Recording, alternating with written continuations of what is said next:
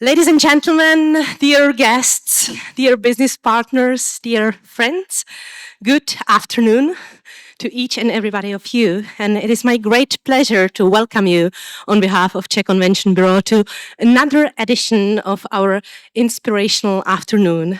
It's hard to believe another year is over and we are meeting again for an afternoon full of fresh ideas, selected case studies, best practices from abroad, simply an afternoon full of inspiration. And of course, I would like to thank you all for joining us today, for making time to come, because of course, you are what creates the event. Without you, we wouldn't be able to make it. So thank you very much. And thank you also for the interest to learn new things. And also, I would like to take advantage of this opportunity to thank to my whole team for their hard work, for their passion, and for their willingness to do things differently, not only during the preparations, of course, of this event, but as such. So thank you. We have got wonderful agenda for today, so I'm going to be quite short now at the beginning because I think that we are looking forward to the first speaker already, but still I have got a couple of things to tell you. We at the Czech Convention Bureau believe that really bringing people together is what makes them work together, and it's really something that can change the future. So this is why we try to organize events like this, and I'm very happy that today I can welcome here 4 excellent speakers that I'm going to introduce properly, of course, later on. But we will have representatives from different European countries, and we are going to look at the different topics from destination management and marketing through the questions of sustainability and legacy. Also, we are going to take a deep dive into some marketing questions, and of course, we are going to finish with a keynote speech, The Power of Music. I am going to show you the program for today. This is where we are now at the beginning, greeting you. Now we are moving to the first dose of inspiration. The first 2 speakers are going to share their ideas with us. Then we are going to have a nice coffee break in the room where you already have been at the beginning of our presentation. And then we are going to move to another 2 excellent speakers. And we are going to finish with a musical surprise that we like to do. So this is something that you can be looking forward to. After that, we would like to invite you for a final glass of wine that is going to be served also in the second room. And those of you who haven't visited Lobkowitz collections will have the chance to do so. This is something that I would really recommend to each and every one of you. And also, I would like to encourage you to take advantage of this opportunity and to enjoy the event fully, and also to participate as much as you can. So not only to make some valuable connections, but also to ask, because we like questions. We were talking yesterday with all our speakers, and they are ready for all your questions, and they will be also very happy if you ask them the questions. This is the QR code that I'm going to show you several times, so you will have the chance to scan it if you want to, and you will be able to ask via Slido. After each of the presentations, you'll have 10 minutes for questions and answers. Also, we have got, of course, microphones, so you are able to ask directly to each of our speakers, so whatever you prefer.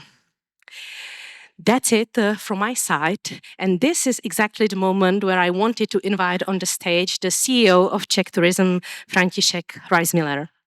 Unfortunately, due to some other work obligations, he is not able to make it today, but still, he created for us a nice video that I'm going to share with you. Ladies and gentlemen, dear colleagues, dear friends, I am truly sorry that I cannot be here with you today in person, but let me at least virtually welcome you to the 3rd edition of the Czech Convention Bureau Inspirational Afternoon. This event has been growing these past few years, not only in the number of participants, but especially in the ideas and thoughts it brings forward. It has become a great platform for exchanging inspiration, hence the name, and I am glad we are able to develop it further and further and make it better and better. For that, I would like to very much welcome our invited speakers for their will to share their knowledge in their respective fields. Without you, this afternoon wouldn't be what it is, of course. But then again, I'm also very proud of the whole Czech Convention Bureau team for their hard work. And last but not least, a big thanks goes to all of you, the audience, for your will to participate and for your great engagement. So without further ado, I would like to wish you a very inspirational afternoon, a fruitful program and fruitful discussions. And I hope in the near future, I will definitely see you all in person. Thank you and enjoy. Thank you, František.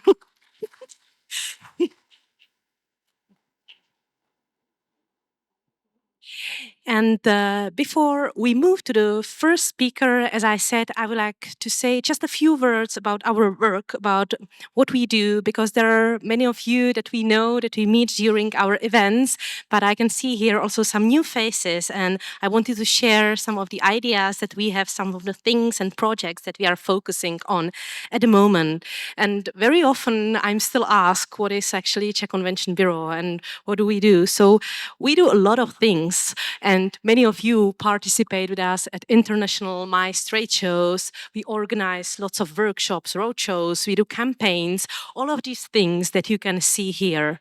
But why do we do all these things? Because we have got some vision, and our main goals are these three. The first one, as I already said, is the positioning of our country as a unique MICE destination. We know that according to the global statistic, Czech Republic is doing really well, and especially the city of Prague, and we are very happy about it. But we want to, of course, improve this picture, and this is why we are working so hard in cooperation with our foreign offices on foreign markets. The second pillar of our work is the regional development, and here we are really very happy about the situation and about the progress in the last years, and a big thank you goes to all our colleagues in various regions. The Czech Convention Bureau unites 14 regions of our country, and each of them you can find one representative of the Regional Convention Bureau. And we are very happy that what we have succeeded in is creating really a network of 14, we like to say 14 friends, not competitors, and we really try to exchange ideas with each other. We meet very often and we try to work on joint projects. So thank you once again. And of course, we try also to help them with their work, to educate them, and really to try to make them cooperate as much as possible. Last but not least, it's the international cooperation, which is, of course, very important. Czech Republic is a founding member of the Strategic Alliance of National Convention Bureaus, which was founded in 2014. And this is also the kind of cooperation that we are very happy about, because with this cooperation, we are able to bring you inspiration not only from other European countries, but also from the rest of the world. 3 years ago, we launched a new platform for global convention bureaus so that we could exchange ideas not only with our colleagues from Europe, but also with the rest of the world.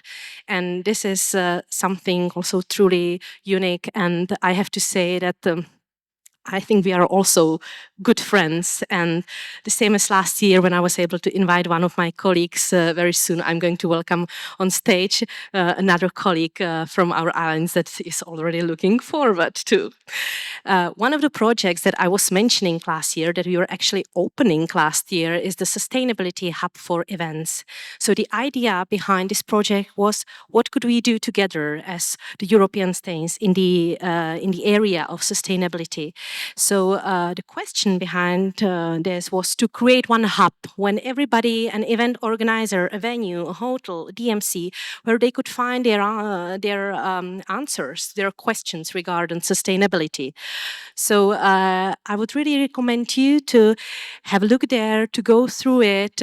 You also have the option to participate in this hub, and we are trying to make it bigger and bigger.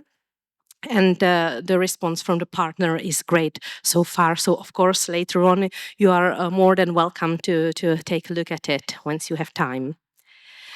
And as I said, the international cooperation is very important, and I am very happy that the first speaker that I can welcome today is nobody else than my dear colleague, the director of Slovenian Convention Bureau, Freddy Fontanot. And Freddy is a prominent figure in Slovenia's tourism and meeting industry, currently serving as director of the Slovenian Convention Bureau. He brings over 25 years of leadership, marketing, and event strategy experience with deep roots in destination development, digital tourism, and sustainable events. Freddy advocates that human creativity and collaboration remain at the core of the industry. Technology can assist but cannot replace the human element in planning and delivering events. He places great value on sustainability, synergies, and long term team growth, viewing successful events as collective efforts with measurable impact. In 2021, he also received the Conventa Hall of Fame award and was named among the top 10 most influential destination representative in the region. So, Freddie, welcome to Prague, and the floor is yours.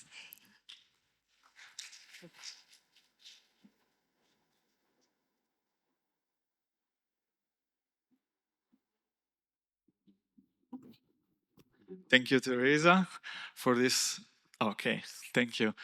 Oh, dear guests, dear ladies and gentlemen, thank you very much for being here today and to give me this opportunity to present you our country as just one of inspirational, maybe, I hope, idea of what we are doing, how we are proceeding in this our mice industry. So first of all, thank you to Teresa and her team to having me for the invitation, and I'm very glad to be here with you in your beautiful country and your beautiful city of Prague. So thank you very much for that opportunity.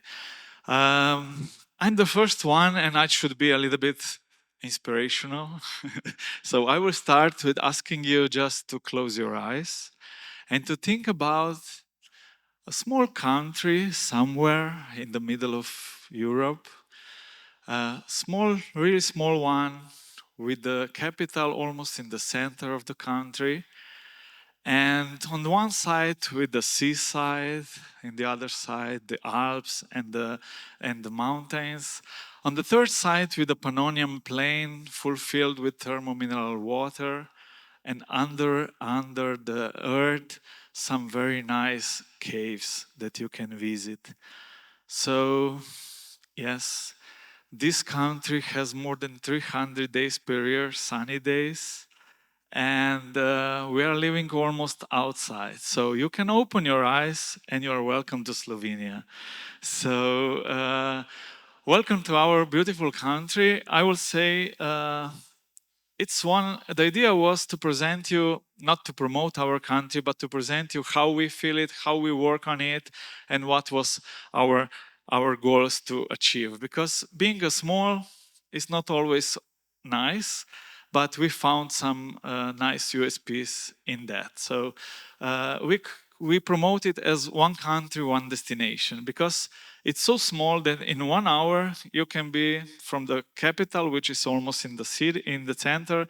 You can be on the seaside or in the mountains or whatever. So it's really a small country. It's good located.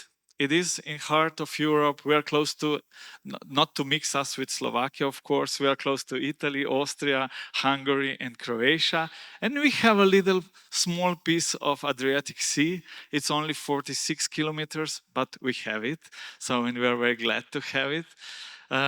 We are independent from 91. We are now, it's nice because we don't have the borders anymore, so you can really travel from Italy to Croatia, from Slovenia, or you can just pass Slovenia to go to Croatia, as usually has been done.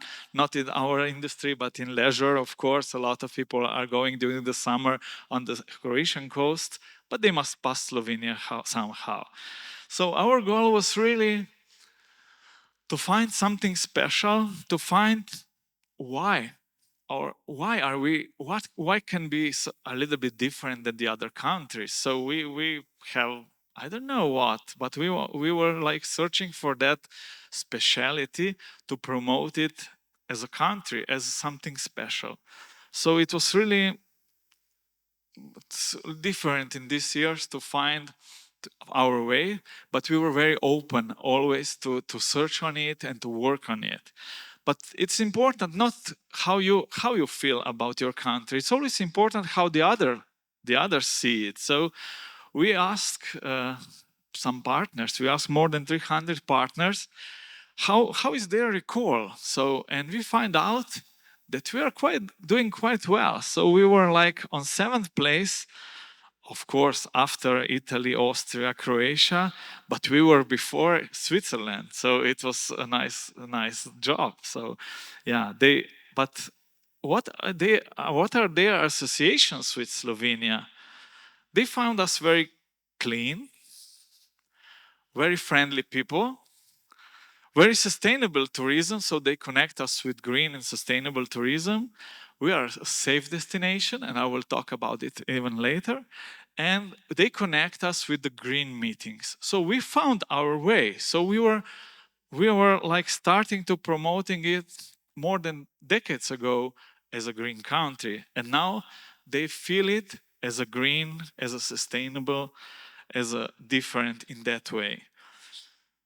But what are their expectations? So you must know that for the country as we are, it's always very difficult to bring clients for the first time in that country because it's no needed. Everybody wants to go to Barcelona, to Prague, to whatever. But why they should come to Ljubljana or to Slovenia? They don't know. They have heard something about it, but they don't know what to expect. And we had a research, and what are their expectation? Quality, quality, quality, and quality. So they because they don't know us, their expectation are like quality accommodation, quality of professionals, quality of hotels, quality of cuisine. So one of our topics should be quality, should be a quality of services that we can offer. So this is one of our goals. And of course, our benefits are overall quality, and the price quality ratio must be very big. So that means that we don't need to be cheap, not anymore, but we need to have a good value for money. So we are there. So we cannot sell expensive things with low quality. So, and those are our benefits that we, of course, we started working on them, especially on the gastronomical excellence, on boutique events or incentive experiences, and now more and more even on regenerative events. So we are doing even a step ahead from just sustainability. I will tell you about that. So our vision is to be one of the European, of course, best sellers for the mice industry, but with regenerative events. That means that we want to have the events that will leave our country in better way than they were before. So they must bring to us something. So that we don't want to have other kinds of events. But of course, the road is still, we must still work on that. But yeah, Ljubljana is Ljubljana is our capital, of course, and Slovenia is a pioneer in that regenerative transformation, as Ljubljana is really very open on that. And maybe just for an example how it works, they had last year the Velocity conference, is a big event, and 2 years before the event, they came, of course, to visit us, and they found out that there are not enough cycling paths through the whole city. And the mayor said when they must be done. So, and they said, yeah, we have 2 years of time to have them. And he said, okay, we will do it. And we win the bid, and in 2 years they really built a lot of cycling paths around the Ljubljana, and they remain there. So we have them there still now. So they were built because of the event, and we have them. So it's this kind of is just one of example. Okay. Okay, of course, it's something that we must improve. We are working a lot. We found out that we want to be a boutique. We don't want to have a mass industry, mass tourism in because we are so small. We are only 2 million. We don't want to have like too much clients all around. So we want to have better and better boutique hotels and venues. We want to remain like very creative. I must say that we were one of the first convention bureau in Europe. We had last year 20 years, and we were like always a lot of creative. So we were like pioneers in some kind of things, and the expectation is this field are still very high. So we want to remain as a creative marketing and developing our events. We have our own events. Maybe some of you know, maybe you were already. We have the Conventa, which is Slovenian event. It was 18 years old this year, so it's an adult now. And we are developing it every year to getting better and better. So we are trying to do our best. Of course, air accessibility is something to be improved. We lost our country airlines, so we don't have it anymore. But we are like very open, and we are strategically very focused to bring as much as other airlines inside of course, to Ljubljana, to Slovenia. But because of our smallness and because there are no borders anymore, we use a lot even Trieste and Venice airport, because they're just 1 hour, 1.5 hours from the capital. And on the other hand, Zagreb in Croatia, it's 1 hour from the capital. You know that if you travel to Paris, you need more than 1 hour from the airport to the to the city. So it's really not far away. So we found out that this is somehow should not be a big problem. So, but we must know where you are, you know. So we were starting, as I mentioned already, we were starting to promoting Slovenia as green, healthy, and active from decades. So green in that time that we started, green was not connected with sustainability. Green was connected with that we have more than 60% of Slovenia is still forest. So that was the green in that side. But now green means something else. So, and we are still promoting it as green, but in this case as sustainable country.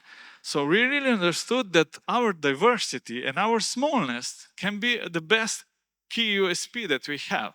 So that you can find, there is no other country that you will find in Europe that can, in such a small place, offer you Alps on one hand, Mediterranean part on the other side, Pannonian Plain, and some karst caves in the other parts of Slovenia.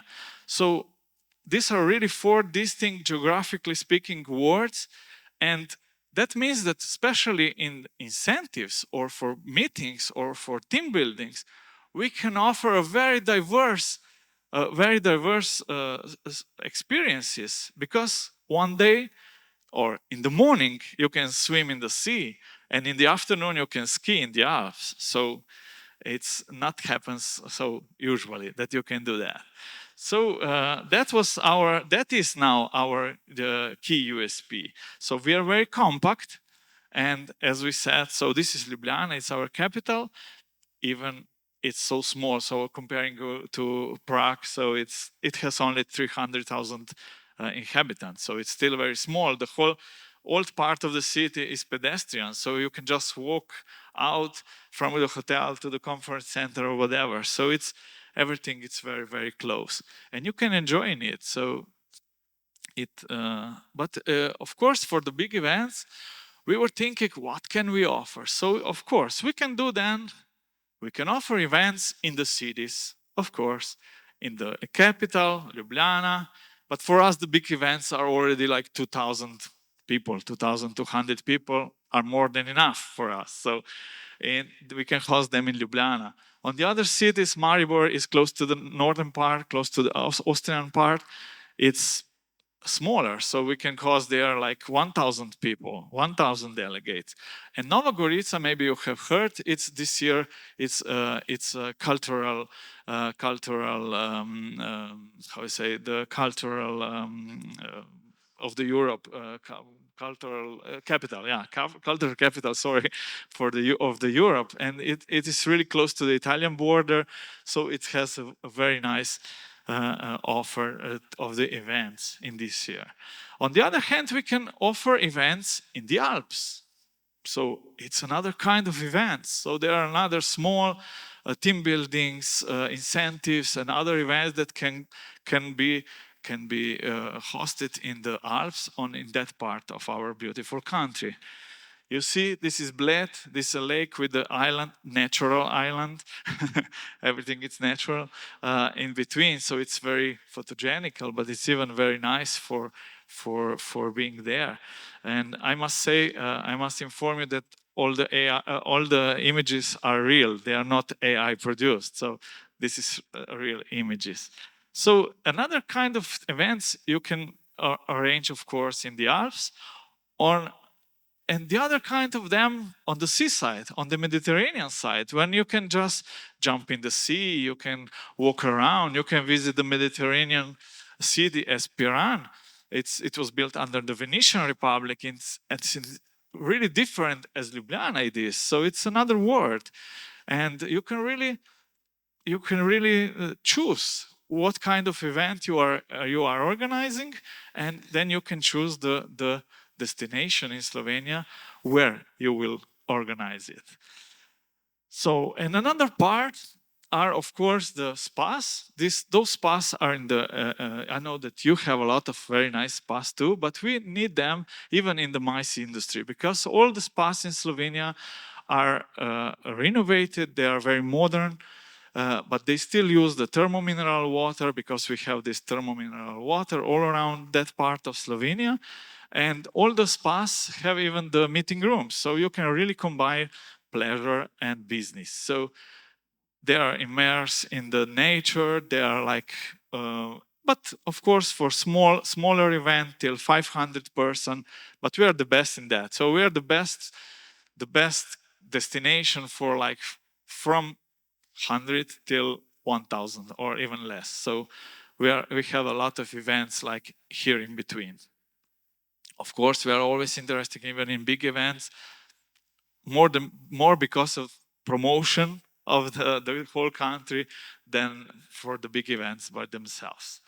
But we understood in these years that we have a lot of potential. So we have a lot of work on it. So as you see, in the last 10 years, we were really focused on this triangle, like Ljubljana, it's our capital in the middle, Portorož is on the sea, and Bled and Kranjska Gora are in the mountains. So we were offering this bright side of the moon, but we still have this whole part of Slovenia, which is on the dark side of the moon, I would say.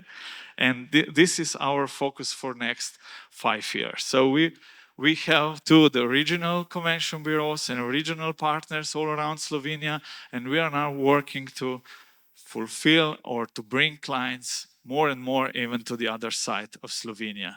So regarding quality, you have seen before, so the quality is very important for us. If we don't offer quality, then we are out. So we must have good hotels, we must have good venues, and we have them. So in the last years, everything was renovated, hotels are nice. This is the best that we have. It's Kempinski Palace on the seaside of Slovenia. But the most important part of hotels is that we have this German influence and Austrian influence, that the law, so it's very strict. And in Slovenia, the 4-star hotel, it's really a 4-star hotel. And the 5-star hotel offers really a 5-star services. So, and this is important for us, because if we are lost there, then we are not anymore on the map. So some nice hotels, the new one, Intercontinental in Ljubljana, Grand Plaza, 5-star even in Ljubljana. Congress center and conference centers, they should be renewed. So we are in process to renovation, but we have the big one in Ljubljana, two of them in Ljubljana, one on the seaside. We are working very well on them, but of course they are like a magnet for bigger event. We are very open then to, of course, to search some other special venues around Slovenia. We found out that nowadays clients don't want to stay in hotels and in hotel meeting rooms or in the classical conference centers. They want to be surprised. They want to surprise their clients, and we are very open to surprise them. So we are strategically searching for new venues all around Slovenia. As this one, it's an old historical castle built in the rock that you can privatize, that you can arrange something, that you can, as this beautiful venue that you have, you know. But it's a work in progress, because you must teach them that they can arrange some special events, that they can sell it, that they can offer it to the clients. Of course, we use even Ljubljana Opera House, Ljubljana Castle, Bled Castle. Now there are more and more. It's like domino effect. When you start with one, the others comes. Oh, what do you sell? Only this. They sell the other, sell us too. So it's a domino effect. But it's an important. So on the seaside, we have this beautiful but empty space. It's a old salt magazine. It's empty, and it's just close to the sea. That means that you can bring clients from the hotel directly with the boat to the event venue in the evening. So, and because the place is empty, you can do whatever you want inside. So it's on your imagination. So there are some nice places that we found out, and they are a very good selling point. So it's an important thing to be. Postojna caves, maybe you know, Postojna caves are the biggest caves in Europe, but you can privatize some part, or you can do something special inside. And this can be really some small concerts, or some, I don't know, something inside, some aperitif, and you can really surprise your clients inside of the caves. And of course, some other things outside, outdoor, even in Lipica, or picnics outside on the venue. But you must be open to that. So you must talk with the venues. You must so manage with them that they can do that. So with the catering, with the, I don't know, nice people, we can all together, we can do a lot of things. So yeah, as I told you, we are like an outdoor country. So why not offer all these outdoor activities to our clients? They are searching for that. So Slovenia, don't look at me, it's very active. The other Slovenians are very active. They're going to hiking, cycling, skiing, rafting, whatever. So they're every Saturday and Sunday, they are outside, they're going in the mountains or on the sea, so whatever. And we found out that it's the best way that we can promote our region, our regional partners, with some outdoor activities, of course, to bring the team buildings outside, to be in connection with the nature. We are known for the bees and for the honey, so why not to arrange some special events outside to try, or to go to the two teams on the regatta on the seaside. So it's something that we do, but we must include now, and we must sell that to our clients too. Or perhaps it's one of the top sellers is to be a harvester of the salt. On the seaside, we still have salt pans which are producing salt in the old way. And it's nice when you see the whole team harvesting salt there, enjoying and playing with themselves. So it's really a nice, it can be really a nice experience. Of course, the gastronomy, because the gastronomy is very important, you know that. But we are close to Italy, and we have learned that the love goes through the stomach. So you must offer clients a very good gastronomy. And we did a great job in that 5 years, I would say, inviting some Michelin, Guimio, and some others to Slovenia and to check, to try, to visit our restaurants. And now we have 10 Michelin restaurants in Slovenia. And one of them is 3 Michelin stars, which is owned by the best female chef on the world, which is Ana Roš, and it's from Slovenia. So we did a very good job in that too. So we are very known to use the local food, the local dishes, to offer very good wine.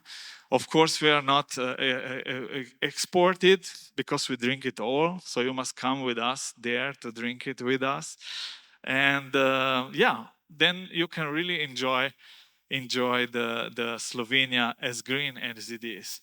Of course, we can include cultural heritage in our programs, and we always searching to include to include the natural charm. So we want to remain and we want to be in contact always with the nature. And there are growing up some very nice places like glampings on the trees, direct in the nature, and there's some special way to be accommodate. So you must just find them and promote them and use them as an offer. And of course, not in the end, but people, it's very important. So we are still working of the teams that they remain very flexible. Every partner for us, it's important. So when we receive the partner, it's unique. So we must be very flexible. We work one by one with them. We want to have a professional touch, of course, the professional team, and we are trying to be smiling 24 hours per day. So we are still quite kind. Of course, around Slovenia, you will find around the world, you will find some inspiring Slovenians. You know, maybe Luka Doncic in NBA or Tadej Pogačar, which is now our best cyclist. They are really promoting our Slovenia as an important sport and active country. Last but not least, it's the peace and safeness. So we are spoiling with that living in Slovenia, but the peace is so the safety is very important, and we are among the top 10 safest country in the world. So we were nominated like last year on 8th place. So you can really enjoy the life and the living in Slovenia with that. So I'm running a bit out. I see the red light on my speaking time, but nevertheless. So yeah, we are very open to searching for new challenges, and it's important part. It's how we connect all of this. From Slovenian meetings, we are a team just of 3 of us, but we are a connection with all of our partners. So we are working to a professional as a professional team. But the important part from us is to teach them that the quality is very important. So not everybody can be a member of Slovenian part of meeting industry. They must go through the standardization, and we renew the standardization every 3 years. That means that we can really offer to our clients the best that we have. Because if you don't fulfill these categories, you cannot be part of Convention Bureau. And that's the important part, because partners trust us with that we will give them really just important or quality partners. Authentic experiences, one of the important part. We have branded them with Slovenia unique experiences from the top, from the National Tourist Board, and we are searching for them every year. Those are the experiences that really are local, authentic, unique, and of course, sustainable and premium quality. And every year we are trying to find like among 10 different Slovenian unique experiences, and then we include them in the offer to our clients. One of them, it's like visiting a fish farm garden. Who will visit the fish farm, clients? I don't know. But if it's done really in a sustainable way, you are going there with the electric boat, you are trying to give food to the fish, then you have a fish degustation, and you learn a lot about how to recognize if the fish is fresh, then it's an amazing experience. So it's one of top sellers. As I spoke even before, our green vision, it's important. So we, from the national side, from the National Convention, the National Tourist Board, we are driving this green vision for years, and we have produced even the green scheme, the label, for the destinations and for the service providers. So they can have the green theme, the Slovenia green label, and there are more and more doing that. So more than 60 destinations now, more accommodations and that. So it's important for them to be among the green one, because if the whole Slovenia, is promoting herself as green, even the hotel want to be green, or even the destination want to be a green destination. In the business of events, we have done it's a new application of the Planet Positive events. So we are measuring every event that we are doing regarding the footprint, so we can really do it better next year. So when we are going, not just we okay, like Conventa, but even when we are going on IBTM or the IMEX Frankfurt, whatever, we are always measuring our whole footprint, and then of course we are trying next year to get better and better. So it's a very nice, prepared from Slovenians application. It's human friendly, and it really gives you a very good report of what you are doing well and what you should do better for the next time. Now I have just a video, so I will leave you starting with some inspiration of the beginning, and I will now open your eyes and just see the product of what of that. It's too late to go back now. The forests have filled your lungs. Rivers run in your heart. You have set the course for the land so green and abound with unspoiled nature that you will never be the same.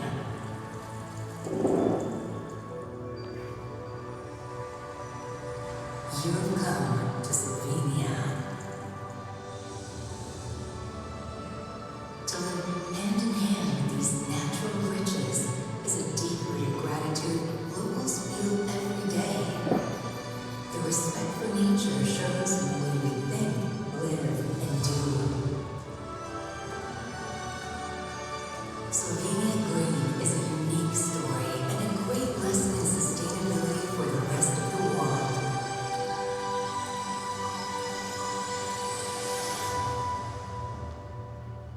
It began with a pledge to preserve the pristine nature for us and for you. We set out on a long, steep path and became active guardians of our natural heritage. Local communities and tourist providers have all come together to build a unique model of sustainability in tourism. Over a decade, we put together a visionary policy that nurtures everyone by the table. Today, we are one of the world's greenest destinations. We encourage you to visit us by train, bike, or on foot. On your way, you will come to understand why we included the right to clean drinking water in our Constitution. We believe in responsible observation of the mysterious wildlife. The inhabitants of our ancient forests can teach us all how important it is to protect our planet. When your step becomes heavy, it is time to rest. We think green accommodation should be as close to stars, birds, and trees as possible. We believe in the green inspiration from one generation to another, from one traveler to another. It comes with a view that overwhelms. To know how to listen to a tree is for us a way of traveling too.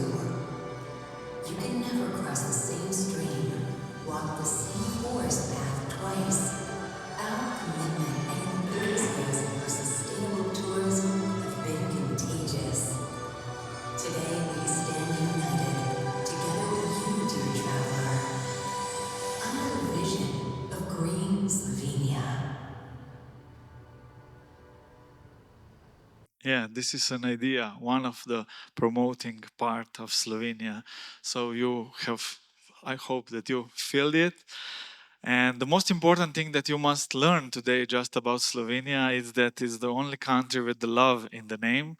And you will feel a lot of love around Slovenia. So you are more than invited to visit us, to check what we have offered. And hvala, thank you very much. I hope that you found some inspirational in this presentation, and you're more than welcome to visit us again. So thank you very much.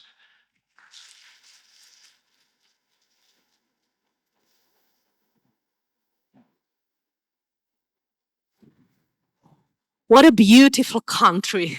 Yeah, honestly. And what a great presentation. Thank you very much, Freddie. Well, And I think many Czechs are already in love with Slovenia. Yeah, I'm more than sure about that. We have got here actually lots of questions from your side. Thank you for that. I am glad about that. I'm not sure how many of them we are able to answer, but we will try our best, of course. And if we don't answer any of your questions, I think Freddie will be happy to answer them later during the coffee break. So, shall we start? yeah, of Yeah, course. I'm okay. sweating already. Right. So, Freddie, how do you deal in Slovenia with the fact that tourists are more and more searching an authentic experience? Hence, there is a lack of authentic people in the country. Oh, it's a good question. Yeah, it's always, it's always a hard work. So and it's a process. So on the regional part, we are searching for partners that have some authentic things, that they offer some authentic things, and I don't know, olive oil producers or whatever. And we are then encourage them to prepare the product as a product that we can sell. So there are some stimulation in that. Of course, our work is to find them and to teach them how to be in. And we are, so of course, in some parts, even you have seen Piran on the seaside. I'm from the seaside, so I have more information from there. It's an old town which slowly, really, local people is getting out, because there are all the apartments are for Airbnb and for the others. So, but there are still some of them that you can search and you can find, and then you must stimulate them. So nothing happens by themselves. So, and there is again a domino effect. So if one start, and we feel very confident with the new generation. So even for, we have for example a lot of wineries, but the old, I would say, dads are already out. Now the new generation, it's very positive. So they feel very positive in that, and they are searching their place under the earth. And so we jumped in and we encouraged them to prepare different kind of, I don't know, degustations or whatever. So it's a process, but yeah, it is. So we must figure out what and how to do it. Yeah. Yeah, so we are, I think, all very happy that we have got somebody authentic from Slovenia here. In Maybe fact, no fake. maybe I will just an example what you can really do in Ljubljana. There, of course, there are authentic people in Ljubljana, but in one of the Ljubljana bestsellers is now visiting Ljubljana with the homeless people. They are great. They have such an amazing stories. They are authentic. They are there, so they know Ljubljana. And if you are going around to sing their city, because it's there, so they are out with them. So it's an amazing experience. So it's really something that can be done, but you must, yeah, work on it. Okay, perfect, wonderful. So let's try another question. It's one of my favorites, actually. Do professionals have trouble understanding the importance of the mice industry, or do they all understand this field and its importance? Oh yeah, a good question. I think that so we are all under the European National Convention Bureau's umbrella. We all figure out the same problems. So we, as an industry, we are not so known, I would say. We are like among the tourism, and we in Slovenia, we had this fortune that 3 years ago, when the strategic, the new strategy was prepared for Slovenian Tourist Board as a general, we were like industry, like a meeting industry was one among four pillars of Slovenian tourism. That was an amazing success. Amazing. for Yeah, us. I want to say. So they finally found us and they knew that we are there. But of course, it's hard work with politicians. It depends, because it depends of the region, it depends of the municipality, it depends. But it's our work to teach them to to be ready for them. But a lack that we have, and my colleague Anthony will talk about that, it's that we don't have numbers. When I'm going to the ministry, like a director of Slovenian Convention Bureau, I said, "Oh, we need some more money, of course, yeah." And they said, "How many tourism do you bring in?"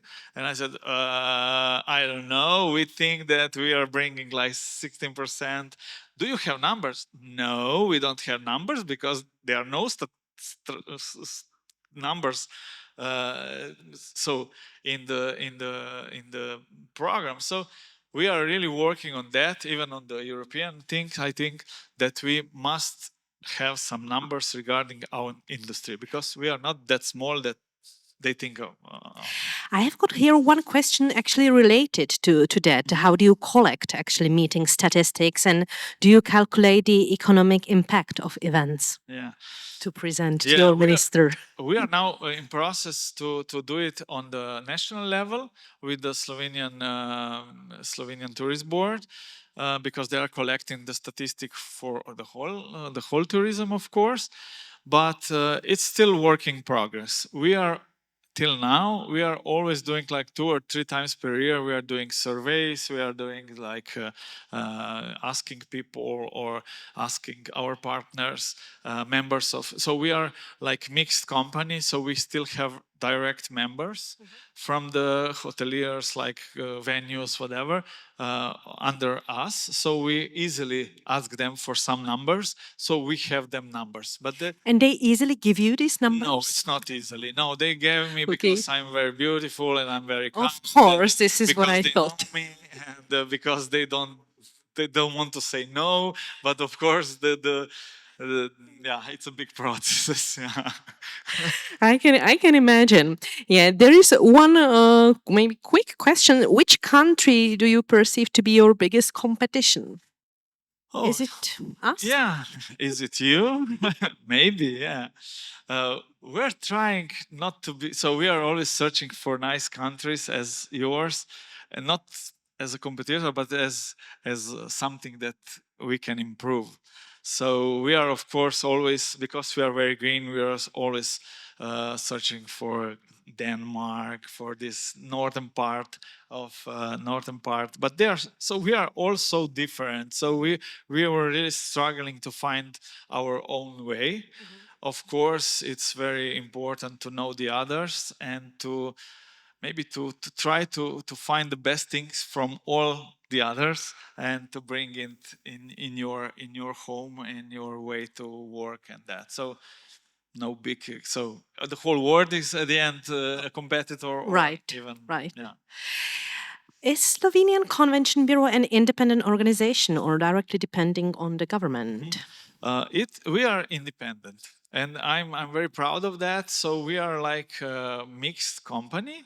On one side, we have like more than 70% of our budget is coming from the Slovenian Tourist Board, but the rest is directly connected with the members, with the membership. So they pay a membership every year, and they are paying like presentations on IBTM on the other. So we are like a mix, and this combination is great. So we in our goals it's to reduce the percentage of public and to increase with having more and more partners to increase this part from the direct from the business partners, because this wind or this energy that you feel from direct from your partners, from hoteliers, from DMCs, DMOs, is something very different. So we are the filter in between. It's very hard to be there sometimes, but at the other hand, you have the direct voice from the industry.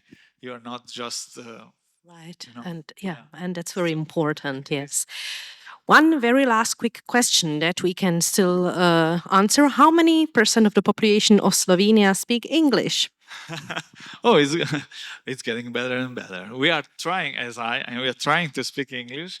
I would say with new generation, almost everyone speaks English because we learn it in the school, in the elementary school, and then of course with the internet and that.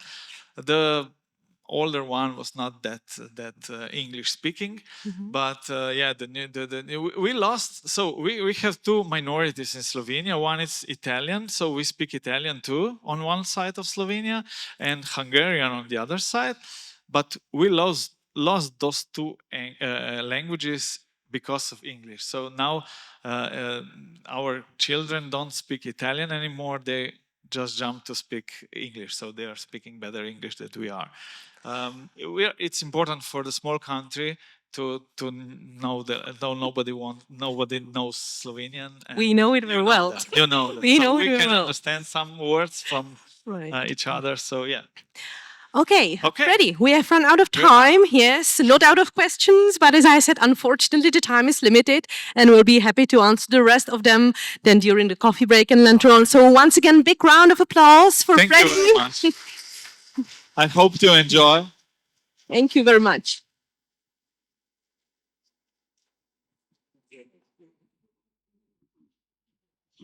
That was beautiful, wasn't it? Yes. And now we have got time to move other direction, and we are going to travel north from the Czech Republic, and we are going to welcome our second speaker today, and it's Gerda Marie Rist. Gerda Marie is a pharmacist, PhD by education, and she has worked for many years in life science, spending more than 15 years in the pharmaceutical industry, where she initially worked with drug development and later with project and program management and strategy. She has also worked with public-private collaborations and international branding of Danish life science and healthcare as chief advisor in Healthcare Denmark. She joined Wonderful Copenhagen in 2023 as head of Copenhagen Legacy Lab. Her work has focused on long-term impact from congresses, primarily within 3 strongholds of Copenhagen: life science, green transition, and information and communication technology. So please welcome Gerda Marie Rist on the stage.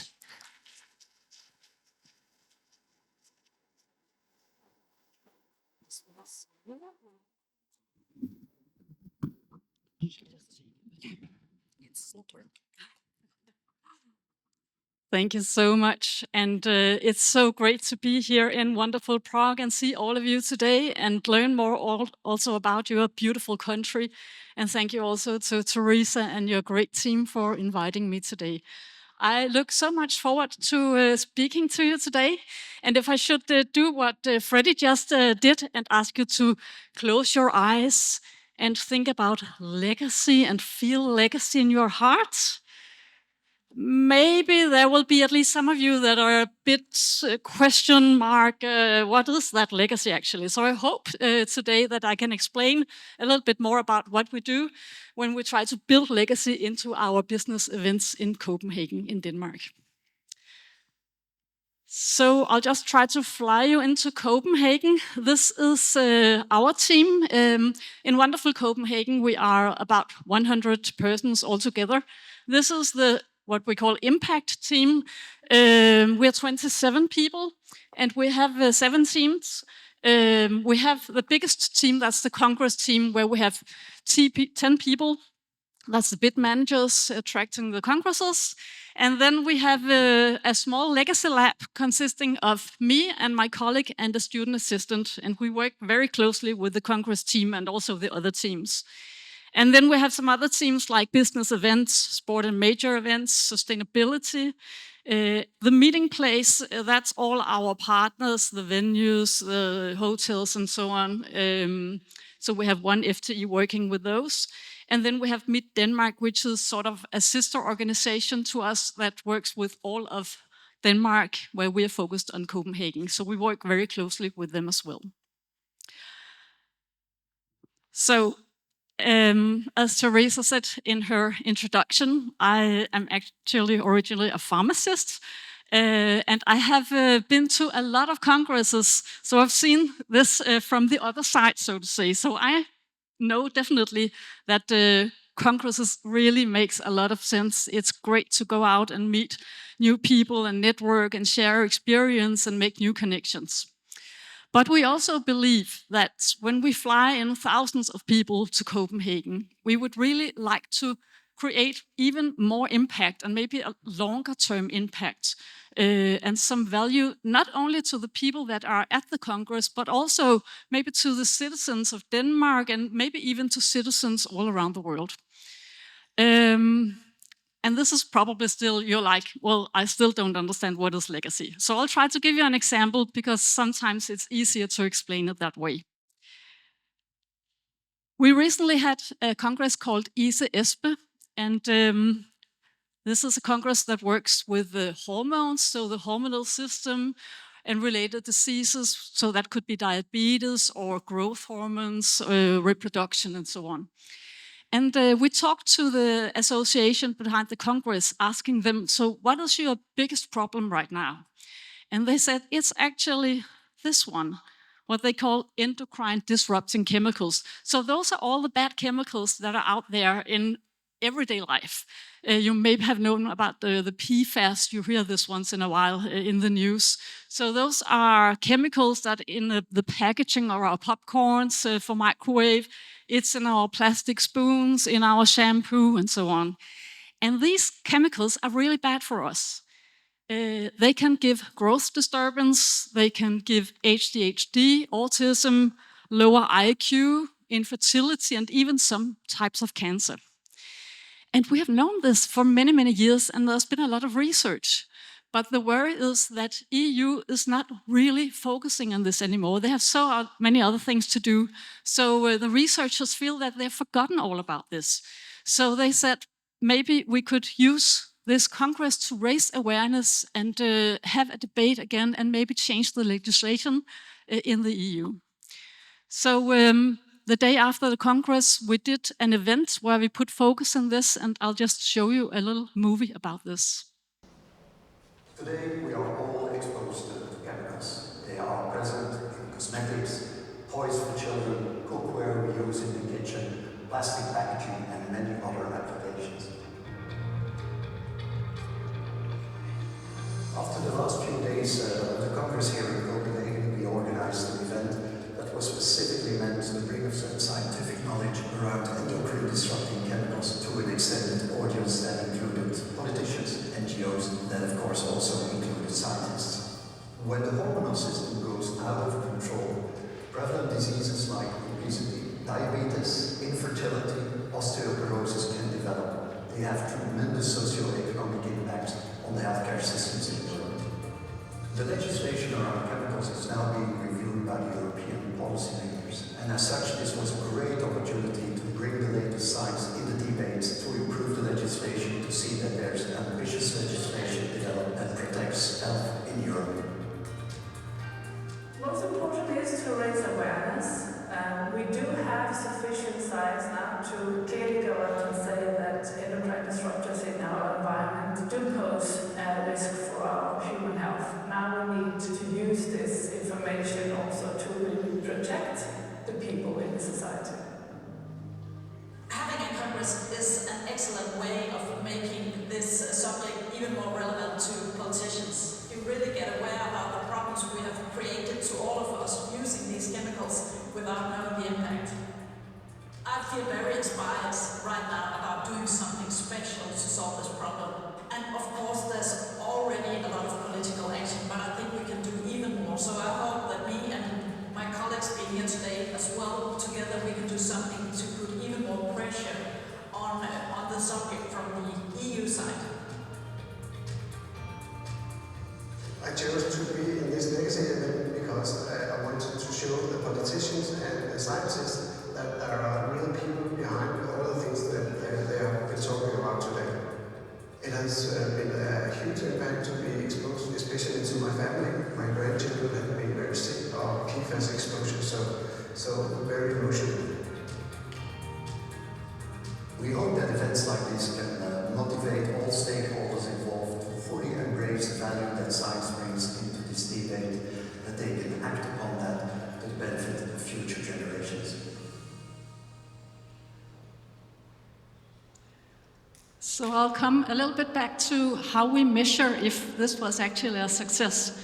But I can at least say, for my own sake, this was actually pictures from my own home. And now it looks like this. So getting this awareness, thinking about what we're actually eating and putting ourselves through in the everyday life, I think that has a huge effect. So when do we start a legacy process?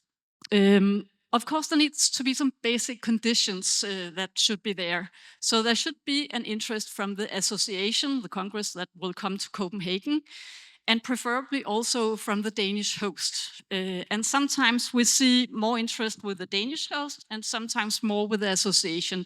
But at least they should agree that they would like to do something. And then we also really want some sort of available resources from these people. And it doesn't have to be a lot of money. It can usually just be time and hands that we need to do this. And then we look at our national priorities in Copenhagen and in Denmark, if there's a fit with the Congress that is coming. And at the moment, we are primarily into life science. Actually, more than half of the congresses that come to Copenhagen are within life science, so that's really our flagship.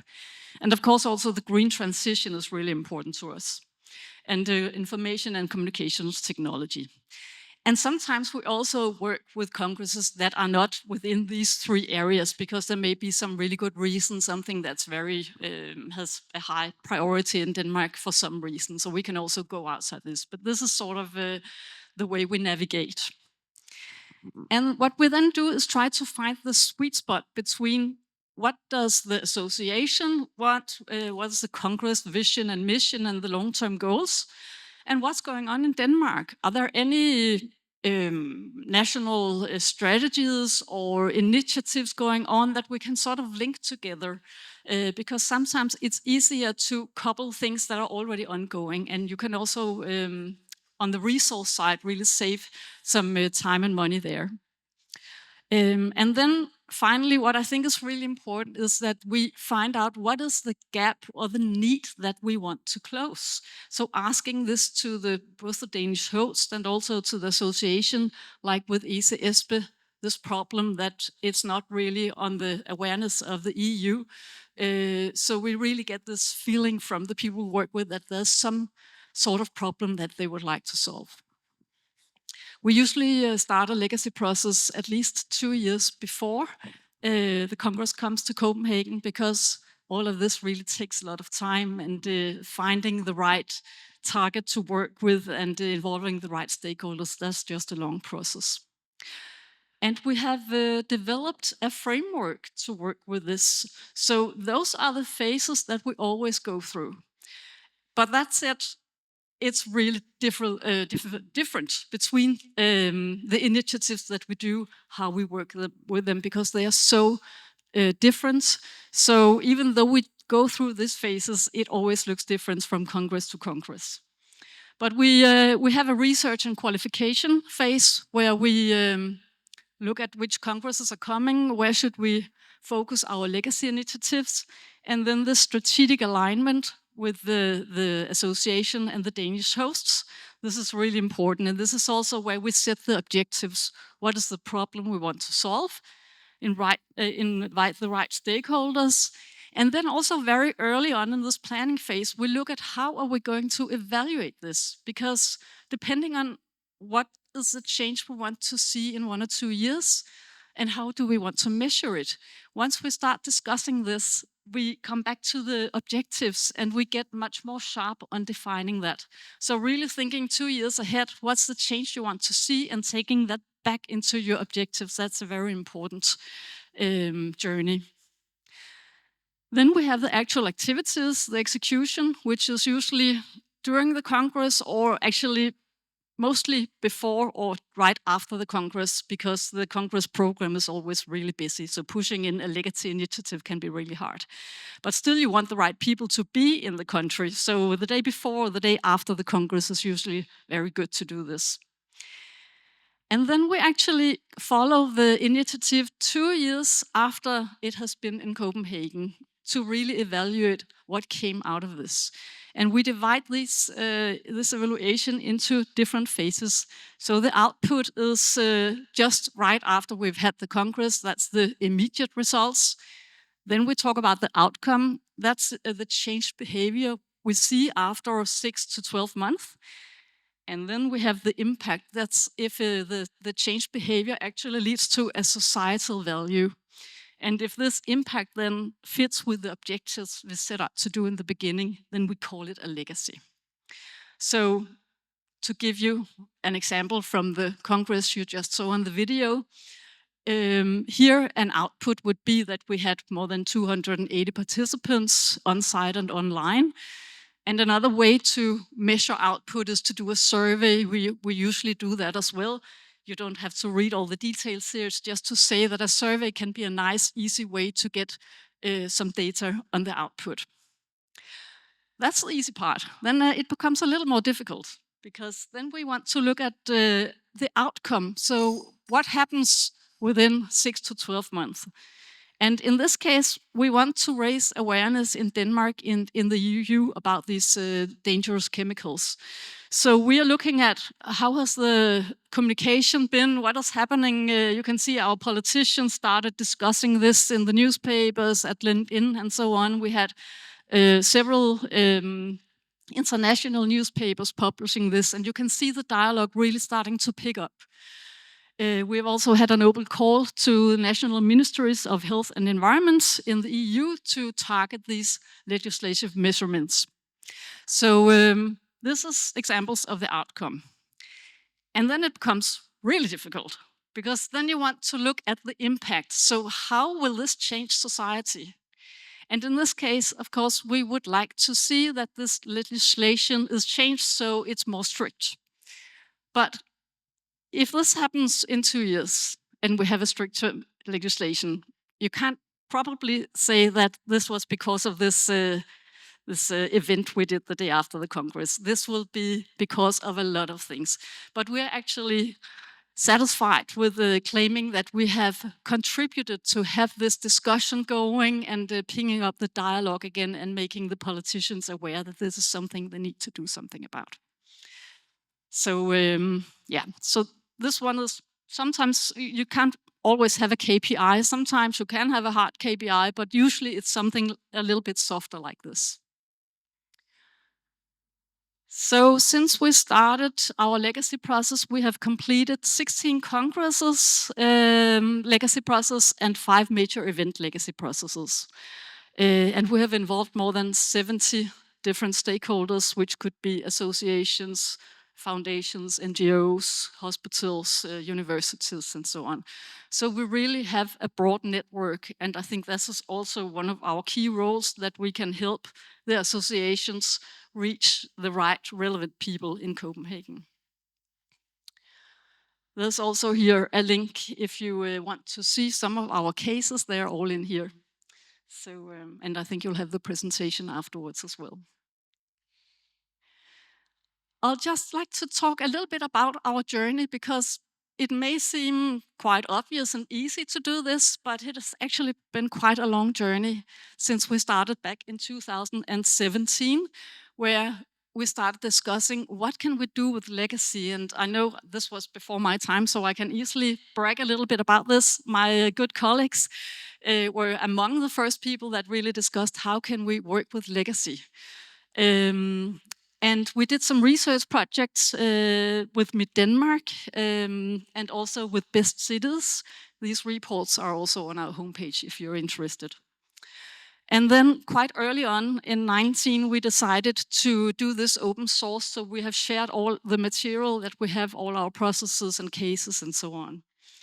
And in 2019, we also started doing the first legacy cases. And then in 2020, legacy became part of the meeting place strategy. And we had a PhD by Thomas Tröst called The Impact of Academic Events. And then, which was really nice, in 2020 we got funding from the municipality of Copenhagen. And this led to the establishment of our Legacy Lab in 2021, and we had financial support for the next 4 years here.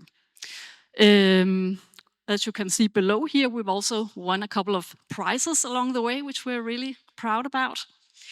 And in 2023, we updated our methodology. And the main reason was that until then, we had only worked with congresses, with Legacy with congresses. And we also wanted to include major events like sport events, which my colleague is also quite occupied with. And it's more or less the same steps that we go through, but they developed a slightly different model. At least it looks different, but we thought it was really strange to have two visually very different models when it was more or less the same. So we changed our visuals to this, and we actually made it a wheel to show that it's not a linear process. There are so many iterations all the time. Then, what was also really a step up for Legacy in Denmark, I think, last year, we became part of the wonderful Copenhagen tourism strategy that was developed going from 2024 to 2030. And at that time, also, Legacy became its own business area, which I'm then heading up since then. So, and this tourism strategy, that's something that we've been working quite closely with.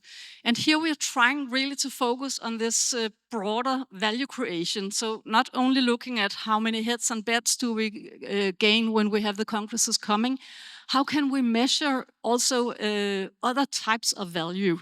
So we have developed this Copenhagen Compass, as we call it.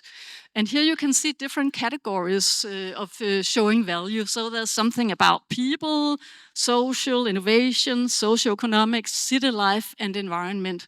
So a lot of different ways of thinking about value. And for example, with the ESPE Congress that you saw before, there was something about educating people, about how to avoid PFAS and the other chemicals. We had something about doing something good for the environment. And of course, there's also an element of innovation and all the research that's being done there. So when we do these legacy initiatives, we try to map them into the compass and see what type of value can we create. So if you're still a little bit confused, I thought I would bring 2 more examples of how we do legacy in Copenhagen to make it a bit more clear.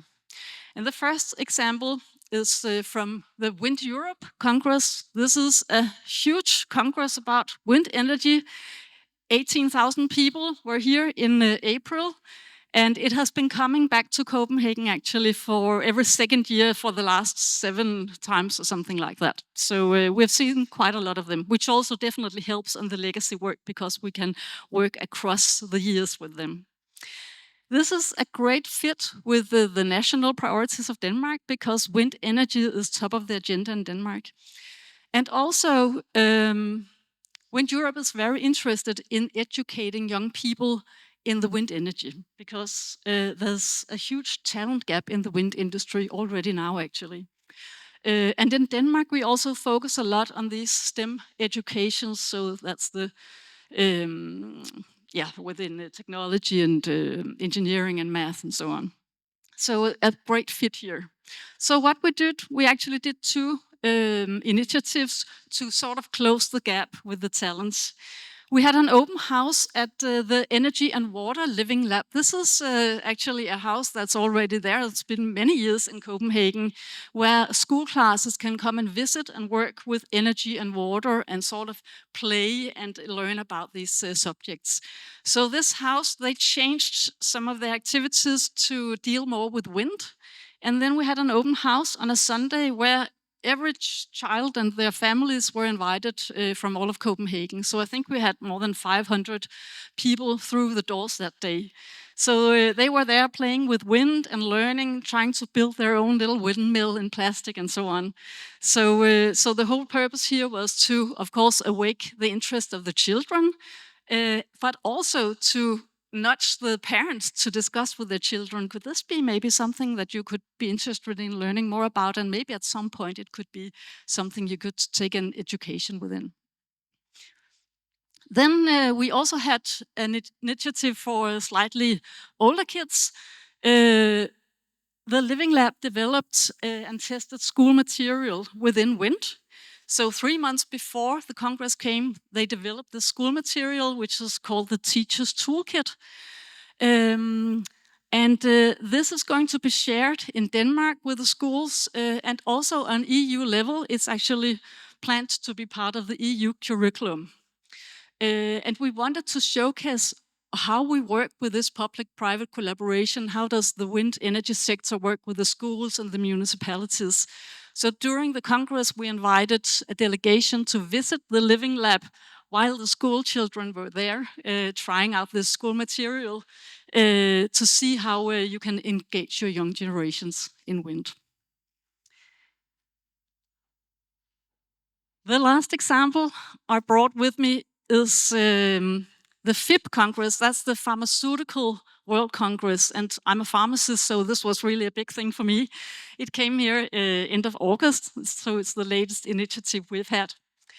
And here we were also targeting a huge problem, which you may have heard about. This is what we call antimicrobial resistance, and this is really if you get an infection and get some bacteria, then what we see more and more is that these bacteria get resistant to the penicillin or the antibiotics that you treat it with. So the medicine doesn't work, and you actually risk dying from a simple infection.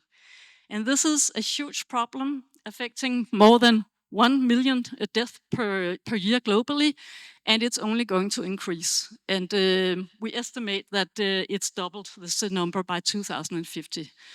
So huge problem, and something that a lot of pharmacists can actually work with in many different ways with education and also looking at how do we prescribe antibiotics. This is very different in many countries. In Denmark, you can't just get antibiotics. It's really difficult to get it out of your doctor, while in other countries you can just go in from the street and buy it over the counter. So a lot of things to do here. And I think this is an example of a Congress that really takes this legacy fully into their program and into their heart. So what they did with the FIP organization, they dedicated the whole first day to AMR. We had the Danish health minister opening the session, talking about how we deal with this in Denmark. A lot of speakers talking about this. And in the end of the day, we had actually more than 80 pharmaceutical organizations from all over the world. They are here on stage. It was actually quite emotional seeing from the Philippines to Sri Lanka to Sweden, everyone up on stage, signing this, that they are going to work with this to try to reduce the risk of resistance. And now it's also included in the Congress strategy for 2030. So yeah, I think this was an excellent example of a legacy. And we look forward to following how this will go over the next years. So what do the associations say about this legacy? Well, in general, we really see an increasing interest in legacy. And I think we more and more see in the bidding phase that the associations ask us, can you include what could we do with legacy? Because we know that Copenhagen, you've been working with this for a long time, and we would like to do something. So I think our pipeline of legacy initiative is going like this. Very exciting, but getting a little nervous as well, but it will be nice. What they value the most is that we have this structured approach, because these are very busy people, and having us helping them to remember everything and go through these different phases, that's really a big value to them. And also, as I mentioned, this dialogue about what is the actual problem we want to solve, what's the purpose of this? Because we sometimes have associations say, okay, then let's do a half-a-day workshop. Yes, but which problem do you want to solve? Why do you want to do this? And having this dialogue, looking at how are you going to evaluate it? What change do you want to see? This really helps them get sharp, and it's difficult, but now we've done it many times, so we can help with that as well. And then, as I mentioned, I think the local network that we can provide is also really of great value. And on a personal note, I would say that coming from a science background, that really helps me when I discuss with all the life science congresses, and actually the legacy initiatives. We have 5 of 6 next year is actually within life science. So that enables me to have a much better dialogue with the associations and the doctors and the local hosts and so on.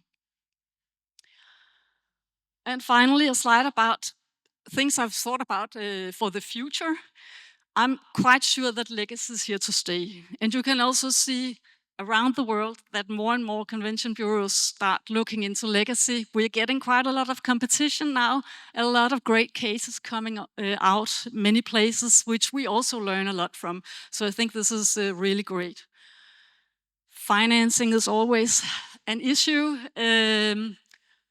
Luckily, we have just received some more financial support from the Copenhagen municipality for the next 4 years, which is, of course, really nice because then we can actually have another FTE in our team to capture all these many initiatives we're going to do. But also, I think that this shows that the municipality actually knows the value of doing legacy and that they appreciate this and knows that they should put money into this. Then I also think that the convention bureaus really has an exciting role as a strategic partner for the local stakeholders. Because once we have this dialogue with the hospitals and the universities and the NGOs, and they start opening their eyes on how can we actually help them target these issues that they may have. Maybe they can't get hold of the politicians, but we can help them maybe and link this into a congress that's coming their way. So I think the strategic role is something that we're going to develop going forward. And finally, something that I also think we'll see more of going forward is that it would be nice to see the legacy initiatives sort of jumping from one city to the next. So maybe we have had a congress in Barcelona last year that will come to Copenhagen this year. And if they did some legacy in Barcelona, then maybe we could continue that work in Copenhagen and it could continue further in the next city the next year. We haven't done a lot of that. We've sort of tried to invent the wheel again and again, but I think this is something at least I would like to support, that we get these much more longer perspective initiatives going forward. Yes. 17 seconds. Yes, so this is my contact details. I look forward to some interesting questions, and if we don't make them all, please just ask in the coffee break or later on, and you're also very welcome to contact me on my email or on my phone. So thank you so much, and look forward to talking to you.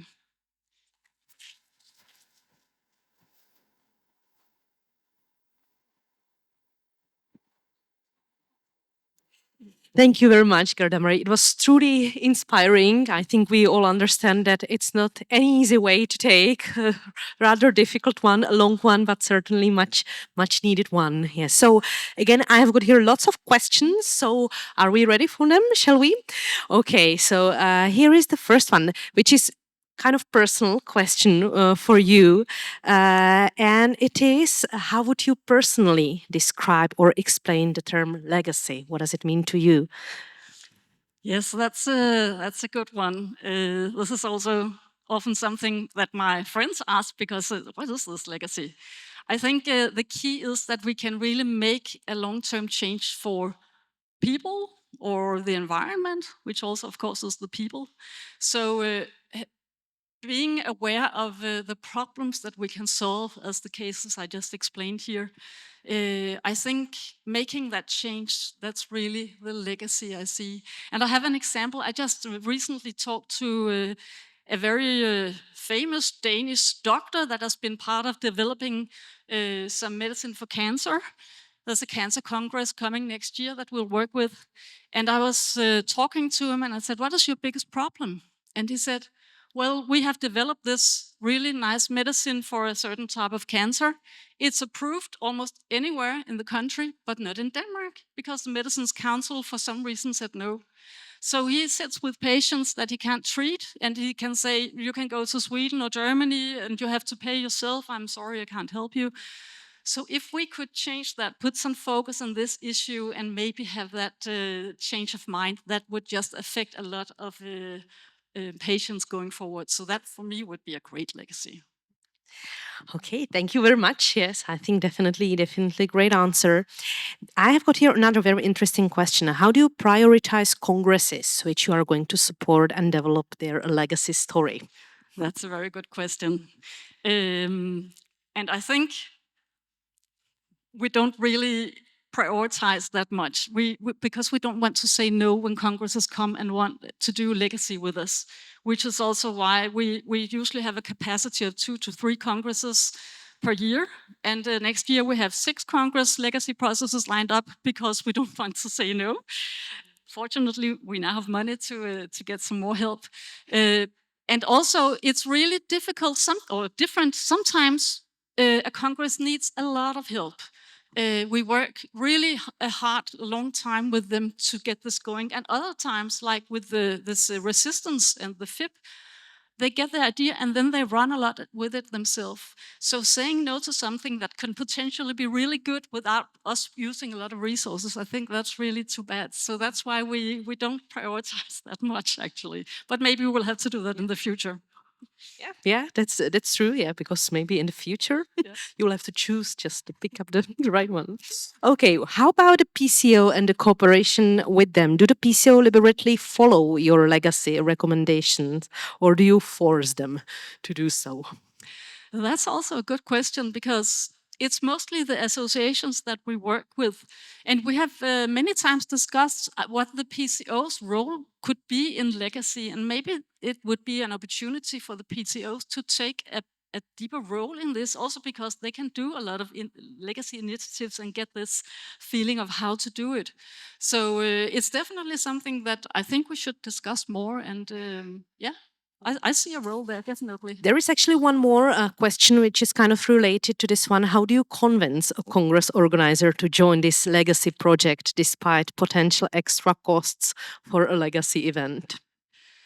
I think showing what we have done with other congresses, that's really our most convincing way to show the things that we can do, the changes we can do.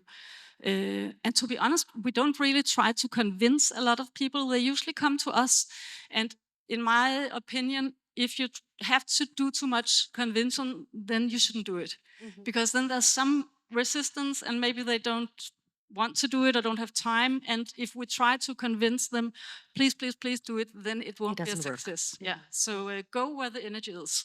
Okay. Yeah, I think this is a great approach. There is one more question that we have got here. Do you think, or are you saying that the most important is the impact inside the country? The most important impact is the impact inside the country, talking about legacy. That's also a very good question. It depends on the type of the legacy that we're doing. For example, the AMR, the resistance, that is going to be all over the world, hopefully affecting a lot of people in a lot of countries. This particular one with the cancer medicine, that will of course be in Denmark. But we are also going to at that Congress discuss how we have centralized the organization of the treatment, which has really helped a lot in Denmark, for example, for breast cancer. We're really good at that. So we also try to share that experience so other countries can sort of have a legacy. So we try to go both ways. And I really think if you can both help the citizens in Denmark and around the world, that's the best way to do it. Okay, great. And I think we have got time for one last probably question. Are you aware of any other European country that organizes similar projects? And also, if you would have any suggestions for what could be done in our country? Yes, there are definitely several other countries that are working a lot with the legacy now. Lately, I've talked to Barcelona and Flandern. Ireland, I know, Australia, there's a lot going on around the world and more people are starting working with this. Do you cooperate perhaps with these countries? Yes. Do you have any like joint platform? Yes, we're just starting up a research initiative with some researchers in Australia, where we'll try to look at the impact and learn from each other, and also gather some of the information so we can really spread this. I mean, this is really, as I said in the beginning, we're trying to do this open source so everyone can learn. Because it's just so important that we do this. And we also discuss with the other countries what they are doing. And for example, Barcelona took over. They had this year a Congress ECTRIMS within the multiple sclerosis.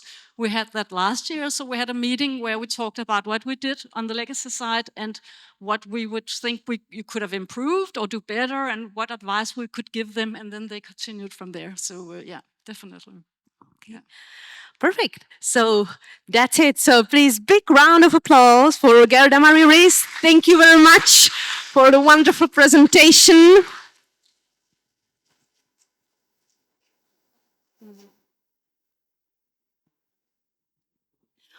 Okay, perfect. So welcome back and we are going to continue with another two great presentations. I hope you enjoy the coffee break and you enjoy this very boring view from the balcony. It was actually our only concern if we managed to get you back from the terrace, but we made it, so hooray. Great. So let's continue. And this time I'm going to welcome on stage Anthony Kelly. Anthony helps leaders unlock the true value of marketing by aligning it seamlessly with sales. Through measurable marketing consultancy, he delivers strategies, campaigns, and tactics that not only generate growth, but also provide the insights organizations need to maximize revenue and long-term success. With over 17 years of strategic marketing experience, Anthony's career spans sectors from oil and gas to manufacturing, where he achieved significant growth before moving into the mice industry in 2015. In 2020, he followed his lifelong ambition and launched his own consultancy, working with businesses worldwide to achieve their goals through effective, impactful marketing. Kelly is a passionate advocate for the events industry. Anthony also served as co-president of SIDE Great Britain and co-chair of SIDE Global's Digital Transformation Committee. Known for his engaging and thought-provoking style, Anthony has spoken to audiences across the globe, from Vancouver to Donegal, and this is why we are very happy he came to visit us in Prague as well. So, Anthony, floor is yours.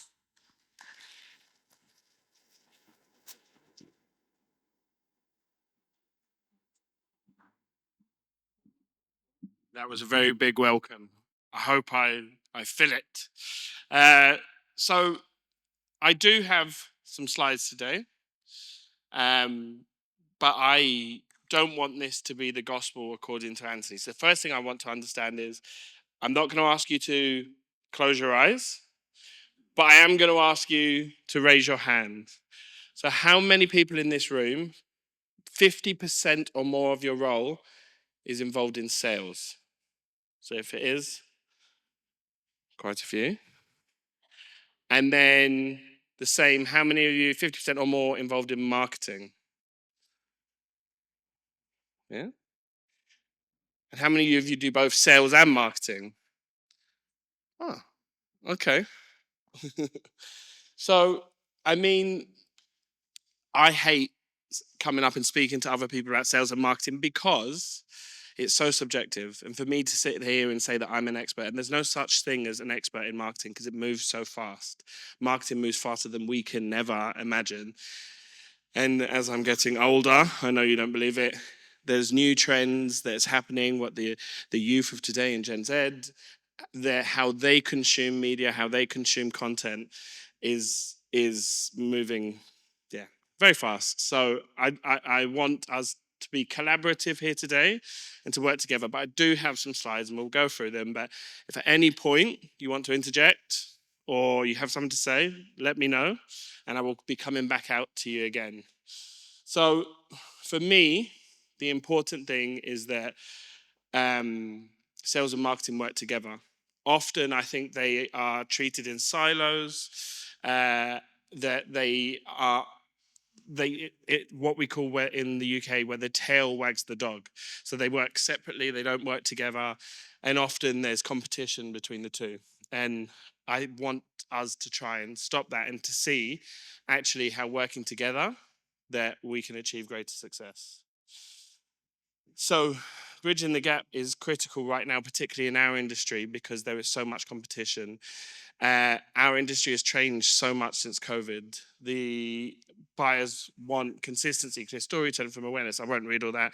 Our industry is changing. 5 years ago, before COVID, incentive trip would be booked 12 to 18 months out. Now we're talking 3 to 4 months. The window has changed. The opportunity, the buying decisions, the way people are making decisions is changing faster than ever before. And if sales and marketing are not on it, then we will lose opportunities. And also flights. People are moving. Listen, the whole industry has changed, in my opinion, because people used to do one big conference a year. Now teams, where they're not coming into offices, the budgets have been split, where you're seeing actually a team leader who would never have been involved in purchasing an event before has now got a budget to take his 20 team members away 3 times a year to do something together. And that never happened before. So yeah, we're seeing changes. And I think the important thing is that sales and marketing working together we can more better adapt to the marketing challenges. So here's the thing. So I've got up here what sales and marketing are and what I believe they are. But does anyone want to give me their definition or what they think marketing should do? Anyone brave enough to tell me what they think the marketing function is? What the goal should be? No? Do I have to pick somebody? Freddie? Yes. What do you think is the function of marketing?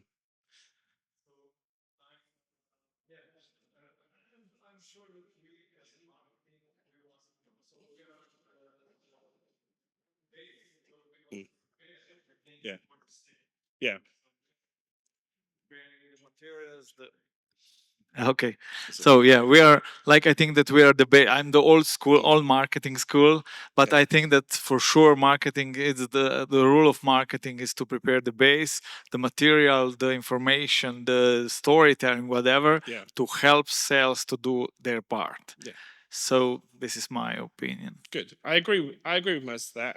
In my terms, marketing is ultimately everything. We have to do the research that supports the sales team. So we need to arm the sales teams with tools. We don't direct them. We don't tell them what to do. In fact, it's a two-way message. Sales teams need to tell the marketing teams what they're hearing, the on-the-ground knowledge. The marketing teams are often sat in offices, and people think that we just do social media but actually we need to be doing the research. We need to be uncovering scratching beneath the surface of the people that the sales team meet. The hardest challenge for a marketer is to put themselves into the shoes of the customer. So think not what the challenges are for our business or for our salespeople, although we have to think like that for them, but also what are the challenges of the people who are buying from us? And that's the difficult challenge. And in my career, I remember sitting many, many times with my boss who says, I don't like that. And I was like, well, that's not for you. I don't really care what you like. This is for our customers. Yes, you're paying the bill, but you're not paying me to do what you like. You're paying me to try and help you generate appetite and awareness for your business. And to do that, we need to understand the audience. Sales, on the other hand, they are the relationship builders. They're the closers. They're the people on the ground that are gathering and doing the hard work, gathering the information that so often doesn't get back to marketing, where it's lost. We work in silos, and actually we need to work together. So this is it. Our sales and marketing speak in the same language. And I think we are. I think the intentions are there, but so often it gets lost because people are looking for output. They're wanting us to do TikTok. They're wanting us to do Pinterest, Instagram, LinkedIn. It's all about the volume of output and to see things being done because they're competitors. There's our competitors on TikTok, so we should be on TikTok. Or I saw that this destination did this video here. Why aren't we here? And actually, that's not helpful to the marketing because often marketing is challenged, is limited. How many people in the room have more than 2 people in their marketing team? 3. So normally there's one marketing person drowning of how can I be everywhere all the time? And this is where it's important that the salespeople tell us who their customers are. And I think one thing that I did when I first joined an events agency, because in events, the challenge is from the UK market, I can tell you my experience, the challenge in the UK market is anyone can organize an event, particularly an incentive. Sometimes it was the finance director, sometimes it was the managing director, sometimes his wife made the decision on the destination she wanted to go to. Sometimes it was the PA, sometimes the marketing. So we did an activity where we looked at all of the events that we had, all of the inquiries that had come in for 5 years. We looked at the first foot in the door. So who was the person that sent the inquiry? Who was influencing the decisions? And who was the decision maker? And we collected the job titles. And then we said, okay, the ones with the most prominence, they were our buyer personas. And then we're going to go out and do some research. And actually, something that I found which is really interesting is that according to, and I can't remember if it's Oxford Analytica or Cambridge Analytica, but it's the good one, the one that we like, that didn't have the scandal.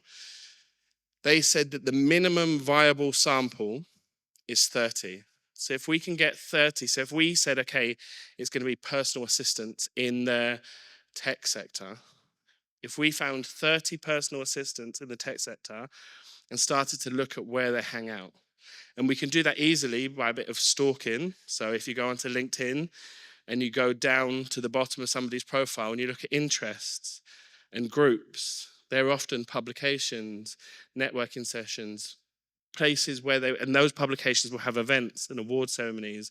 Look at their feeds and find out what events they've been attending, what news feeds they read, because we want to mirror those people rather than posting a latest news article from BBC. You might find that most IT people read Mashable, so share from Mashable, because we want to mimic those people, make us feel like them. So we need to use the information that we gather from the sales team. We need to take the data that we're collecting internally and take that back and do the research. And often that sounds counterintuitive because we're always looking at output, but sometimes it's good to take a pause for 3 months, even if it was, you don't want to stop everything for 3 months, but take some time to pause and get the research and make sure that you're going after the right types of business, that you're in the right places. Our industry is a difficult one as well because it's all about people. So we're at IMEX and we're at IBTM and WTM and all these trade shows. So people will do a lot of their research like that. But it's also, when I worked on the agency side, when we started to do really effective search engine optimization. So for those of you, I'm sure everyone knows, but if you don't know, search engine optimization is getting you to number 1 or as high up on Google search rankings as possible without paying for it. And it's the organic version. And all of a sudden, we were getting inquiries from Samsung, who we'd been trying for years to get into Samsung, but PA in Manchester messaged us and said, I need help with a global conference, can you help us? And that so there's you're spreading your net, sort of. I mean, I remember when I was a kid. I don't know what it was like in Czech Republic, but we used to have a thing called the Yellow Pages. Does anyone know what the Yellow Pages is? It's like the book of directories. And if you wanted anything, I remember there was an advert where somebody needed a French polisher to polish a scratch on their table. That was the advert. And you would go and you would scroll through the hundreds of things to find what you needed. Well, that's what the internet is now for us. And if we're not seen, then if we're not found, then it's really difficult to be there. And you look at most of the people you compete against, they're probably not number one on Google. They're not anywhere. So we need to lean on our marketing needs to lean on our sales teams. The sales teams need to feed back to the marketing teams, and we need to work together so that we can achieve growth. So the common gaps that limit growth, different KPIs, and no shared definition of success. So again, marketing are given the task to be everywhere all the time and omnipresent. So we tend to do, when smaller organizations and smaller marketing teams, we tend to do lots of things poorly without the reason of why we're doing them. So we'll post on LinkedIn once a week, then we'll do a TikTok post, and we'll never come back for 3 months. And then we'll do something on Instagram, and then we'll attend a networking event, and there's no consistency. We all know, the salespeople in the room will know, it's about being consistent, always coming back, chipping. But in marketing, there's this pressure to be everywhere all the time. So this is where the sales need to guide us, have the feedback loop, the sales insights lost. And again, it's the interesting one at the bottom. Marketing plans and sales strategies, they don't often align. So if you think, if a company now is setting its sales and marketing budget in September for January, we actually should have been marketing for 2026 3 months before. We've missed that window for 2026. If we were going after a tech company who sets their marketing budget in September, marketing for January in December, we're too late. We've missed that window because they've already got an idea, they've planted the seed, they've done the research, they knew they were doing an event, so they've already started looking, or maybe they have or they haven't, but we're seeing this where we need to be aligning ourselves with the marketing plans. And actually, our marketing needs to be far more reactive to what the sales teams are telling us. So we should be, I'm jumping ahead of my slides now, so I'm going to slow down and stop getting excited. So I said earlier, because as a business, we do sales and marketing, but I've talked about all the things we need to, but one thing I've talked about is content. So how many of us in the room create content for our business? And I mean like a blog or a white paper. And how many of us, can you put your hands up? Yeah. And then how many of us, once we've written that blog or piece of content, do we only post about it on social media once and walk away from it? So we'll post about it once and then leave it. We spend hours, and this is a challenge of marketing. We talk about the noise that we create and the noise that we're having to cut through now because there's so much going on. But we spend time, effort, energy, and money creating content that we post once and then walk away from and say, right, what's my next post next month? We don't sweat our assets. We're not thinking this is going to be really important. We're talking about challenges and pain points that are going to impact our target audience. And if it's a really prominent blog or something that's really, really good, that should be part of our marketing schedule, shared by every member of staff 6 or 7 times that month. And then when's it going to be relevant again? As I mean, don't look at my social media because I don't practice what I preach because I'm too busy with everyone else's. But if you look at some of our customers, we have evergreen content that you will post time and time again. So there'll be something like something about Christmas markets that can go out in the October every year, and you might just need to tweak it, update it. But that's the content is stuff that we can push time and time again. And I think this is what we need to do. And often we're writing for the sake of writing. We know that we need to do content. We know that we need to write a blog. So we write a blog. But we haven't thought about who it's for, why we're writing it, the purpose, the point. So if we do our research with our sales team, finding out who our target audience are, research what their pain points are, what the challenges that they face, create a piece of content that's actually really interesting for them and will help them save time, money, resource, be something that's really interesting, and then post it. And then not only just post it, make sure it's optimized. So if we look at our industry, for example, again, noise. I remember when I first joined, I used to write blogs about top 10 destinations to visit for 2028. But I was doing that for an incentive travel company. Now I'm competing against the noise of every travel company in the world. I didn't say top 10 incentive travel destinations for Europe or top 10 incentive travel destinations for 2027. We need to be really specific in our terminology and make sure that the words we're using, because the other thing I realized as well in the UK and the terminology that we use, people say, oh, I'm in event logistics. So that's the movement of people, the delegate management. But event logistics is trucks. If you put event logistics, it's a container ship taking an exhibition stand. So we need to stop using our industry lingo and think about what our end users would do. They're not using delegates.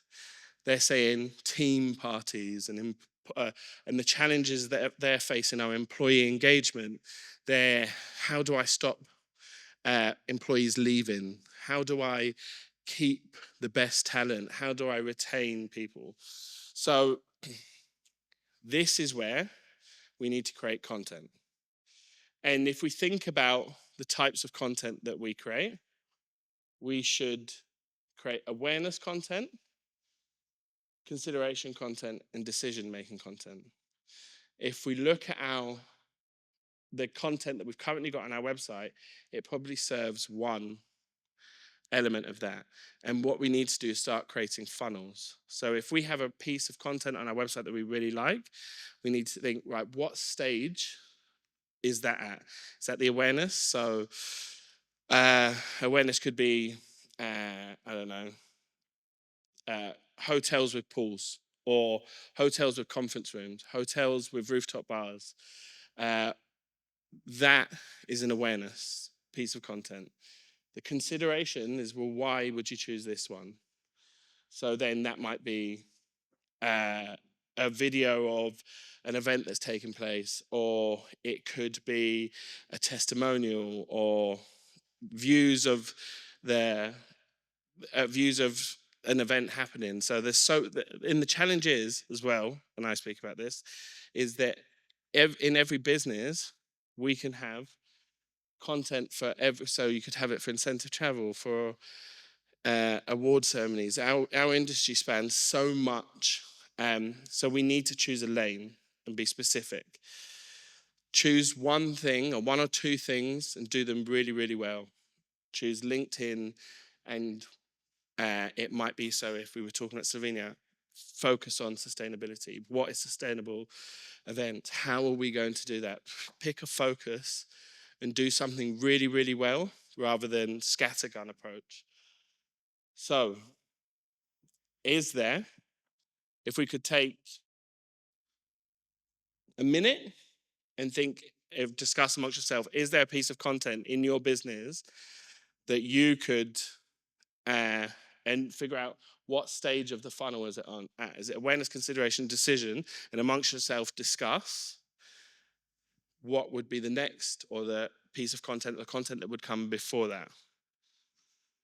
Could we do that? I've got blank faces. Yes? No? Okay. I'll give you a minute and then I'm going to come back and see what the results are.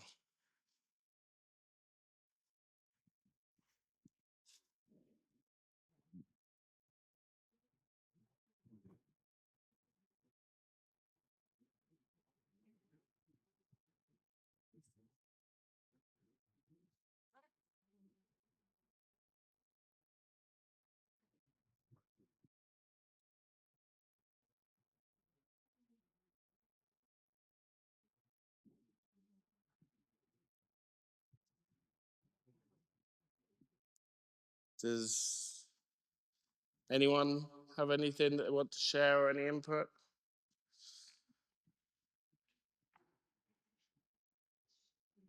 No? Very shy. Yeah? The lady in red. No? Oh, okay. Oh, she's very shy. I want to kind. Oh, there. I have somebody volunteer. Hands in the air. Thank you. So good afternoon. So who should start with answers else than the hosts? So I am here from the Lobkowitz Palace, and from perspective of venue of the event marketing, we use, for example, social media, and from our point of view, we use it to raise the awareness about the venue, about the place we use for the event purposes. So Nice. that's. Thank you. I just was for the answer, but the question was it like that, or you? I was thinking, is there a specific piece of content that you have used that's got more engagement? We use for, or specifically for the events, we use pictures and videos from the events and from some preparations and so that for the awareness. Yeah. Excellent. From a venue perspective, a piece of content that would be great for agencies or event organizers to receive is the floor plans. Often they have to go and create floor plans of what's happening. We don't have the CAD designs. We don't have those rooms printed out. So to have somewhere on your website where they're put in to make it easier, agencies and DNCs and PCOs, they want stuff that's of ease for them. So if we can have a catalog of content that will just make it easy, that we can pull off images that use in our presentations, have the floor design so that we can drop in our stages and drop in our lights. That kind of content is content that will constantly draw traffic to your website, that will be used and put you ahead of other of your competitors. I think if I put it into context, why this is important. When I joined an events agency in London, I had come from a different industry. When I joined, they received 0 inquiries through their website. We used to outsource search engine optimization and PPC and content, and they weren't doing it well because they didn't know our industry, they didn't know what we were doing, they didn't understand. So we brought it in-house, we used our internal resources, we asked the teams to share the information that they had, and we lent on the sales teams to find the challenges. In the year 1 of doing it ourselves, we generated £4.9 million worth of new business inquiries through the website, of which we converted 1.7 into sales. That continued year on year, and that's why using our websites and our sales and marketing teams working together is important, because it can impact the change and be the difference to turn. So what was for us, when I joined a £4 million business, it became a £9 million business that was sold to the biggest independent events agency in the UK. So these are the kinds of things that will impact change in listening and creating content that actually makes a difference, rather than blindly writing because we need to write and doing it because other people have told us to do so. So this is what we were getting to, how I think we can make a difference. by holding a 30-minute monthly sales and marketing huddle where you get together and you share. The sales will say, what are the 3 common objections? But not even just the objections, what are the challenges they're facing? So often they'll say, like in our industry at the minute, the buzzword is sustainability or diversity. But what does that actually mean? Like sustainability, how can you make the difference? Well, if the client doesn't want to do a buffet, doesn't want to do a plated dinner, a sit-down meal, then we have to do a buffet. Like you have to go with the client's request. How can we make changes? How can we give suggestions? How can we create content that will guide them? So we need to know the challenges that come from the sales. Then marketing, again, the campaign insights. What really our sales team want to know is when we sent that email last week, who clicked on it? What did they look at most? What pages are people actually looking at on our website? When we go onto our websites, if you don't have Google Analytics on your website, then you're sort of not serving yourself. Having Google Analytics on the website is not just about traffic. It's like traffic often drops. People say, oh, I've got less traffic. But that's not the important metric. It's about dwell time, the amount of time people spend on that page. So and the bounce rate. So a bounce rate, people say, oh, I've got a massive bounce rate. A bounce rate is basically the number of people that come onto one page on a website and then don't go anywhere else. But that's not a problem if they spent 2.5 minutes on that page. What that tells us is that marketing has a job to try and take their user to another page, to nurture them down the sales funnel or the marketing funnel to become a sales client, a sales-led client. So yes, and then together, once we've shared that, what are the joint actions? What can we do together? How can we make our next plans and make sure that if marketing has said X, Y, Z has happened, so this post has performed really well on LinkedIn, or we had lots of clicks on this email, or this blog's been read so many times, how do we then get to use that, give it to the sales teams? What are the next steps? Do we do another blog? How can we make that change? It's about us working together and collaboratively. So in my mind, the 3 steps to measurable growth are align, share goals and KPIs, but ones that we do together, and KPIs is broad. It's how do we work together to create this stuff and make sure that we're creating content that serves our sales teams, rather than them coming to me the day before a proposal meeting and say, I need this. We should have a toolkit that is created for our sales teams that is updated. We speak about it every quarter to find out what more needs to be added.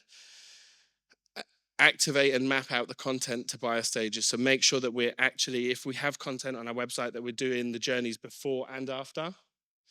And analyze and review the outcomes monthly. Keep it simple, repeatable, and measurable.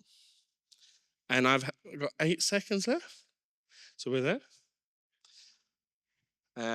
But yeah, I think ultimately my biggest tip is we must communicate, we must work together, and keeping it simple. Doing one thing really, really well is better than doing 20 things mediocre.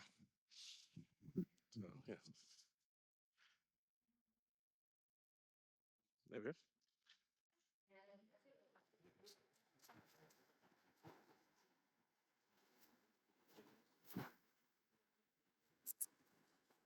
That was a dramatic end.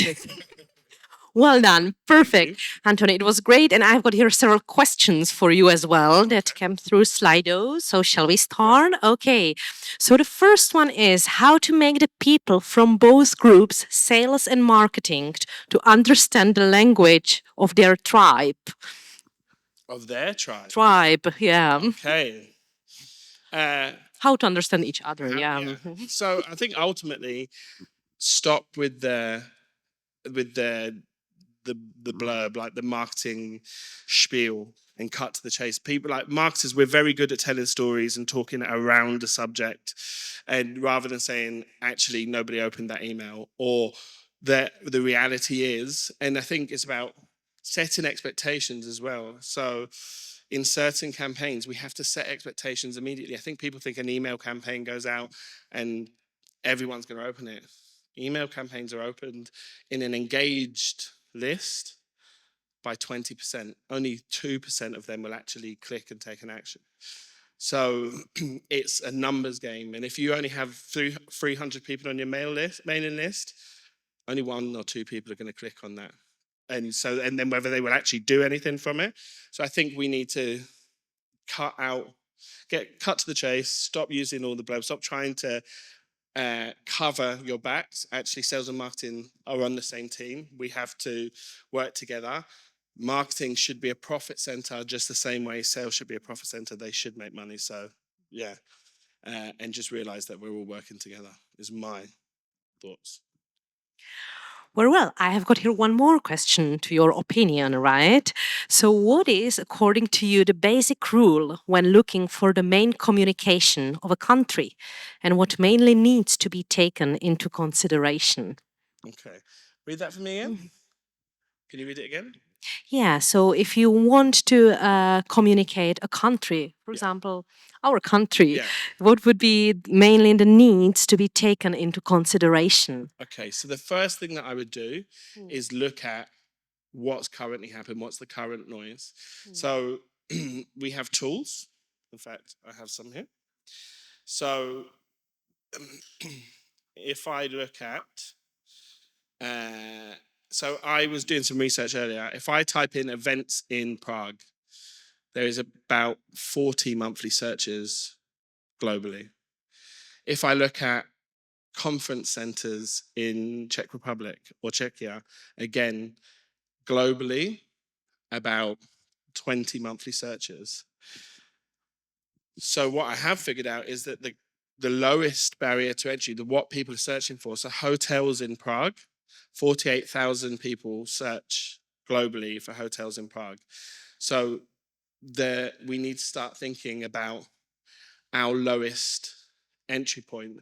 People aren't using destinations necessarily for the events world anyway to make their decisions. They are looking at what they decide on a destination outside of their online research. So we need to start thinking, what are the other challenges? So one things are sustainable destinations. There is, I think, about 2,500 monthly searches globally for sustainable destinations.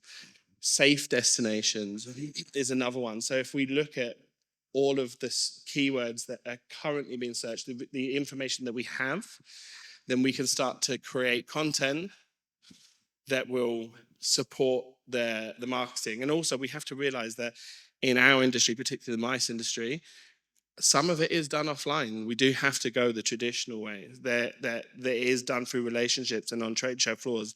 And then the marketing team's job is to support that as well. Great. I have got here one AI question, but I'm sure you have expected AI question. So, how has AI changed your own approach to sales and marketing? And what specific tools do you recommend that have made your life easier? ChatGPT is my friend. So ChatGPT has got a whole realm of things that we can do. For us, if you're not using AI, then there's something wrong. Like, we have to be using it. We have to embrace it. But what we can't do is use it as a means to an end. Like, it's an amazing research tool. It speeds up the research massively. But we can't, if we're creating content, for example, if we use content as a thing, AI can spit out a blog in 30 seconds for me, but it's got no thought about it. What we need to do is start having real human opinion. So if we're talking about destinations, we need to speak to the people on the ground. So what's your favorite thing? Get the quotes, get videos, put content in that way. In terms of the tools that we use, ChatGPT is the number one tool that we use. But when you go to ChatGPT, on the left-hand side, you have different types of chats. So we use their image chat. So I can type in, I need an image of a man's hand holding a pint in Market Square in Prague. And it will go off and pull that image for me, and it will create it for me. So there's different searched functions on ChatGPT on the left-hand side, and you can integrate it with Canva, you can integrate it with your CRM, you can integrate it with lots. And I do have one secret tool which I've been using, which I don't tell people about. You may not have heard of it. It's called Lemlist. So Lemlist is an amazing tool that I will create a list on LinkedIn and of people that I want to target. It's in fact how we connected. And I'll say I want 327 people that work within CVBs. Lemlist then imports that list, connects with them on LinkedIn, sends them a message that you asked them to send, finds their real email address. Yeah. Lemlist, so Lemlist, Lemlist. As well as doing that, it finds their email address, so you can then go and email them directly. It can feed the information directly into your CRM, so you don't have to go back and do the hard work. It's got APIs to every CRM system, so it basically does the legwork for you on the outreach and speeds up the salesperson. Now, it doesn't cut out a salesperson in any way, shape, or mean, but it means that while the salesperson and the marketing person are out doing what they need to do, that's hitting 20 contacts a day with a message, with an introduction. And we all hate being reached out to on LinkedIn, and we get 200 or 300, so you have to really personalize that message and make it human and make sure that it's not looking like AI, and that's half the job, is making sure it doesn't feel impersonal. But once you get there, it actually speeds up the process massively. Brilliant. I have got one last and very easy question for you.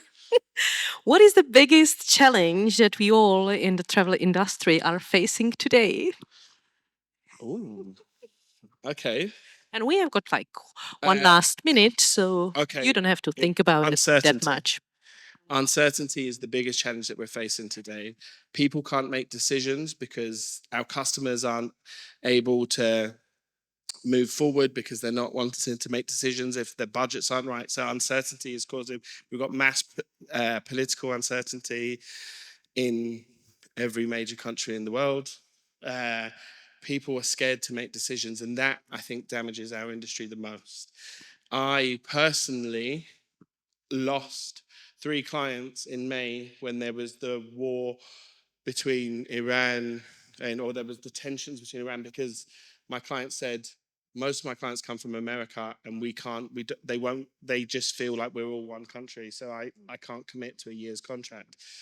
They've since come back and become clients again, but because people are scared of uncertainty, they won't make decisions, and it freezes us. And that's why we're seeing these smaller turnarounds where incentive travel used to be booked 2 years out, 18 months out. People can't do that anymore. So we have like 3 and 4 month buying windows.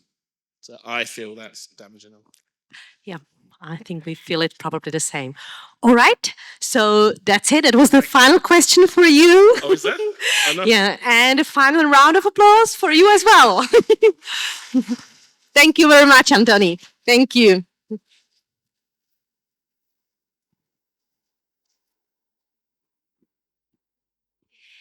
And we are moving to our last presentation today, and I'm very happy that I can now give the word to not only the last speaker, but also the keynote speaker of today's Inspirational Afternoon, and also our host today, which is nobody else than William Lobkowitz.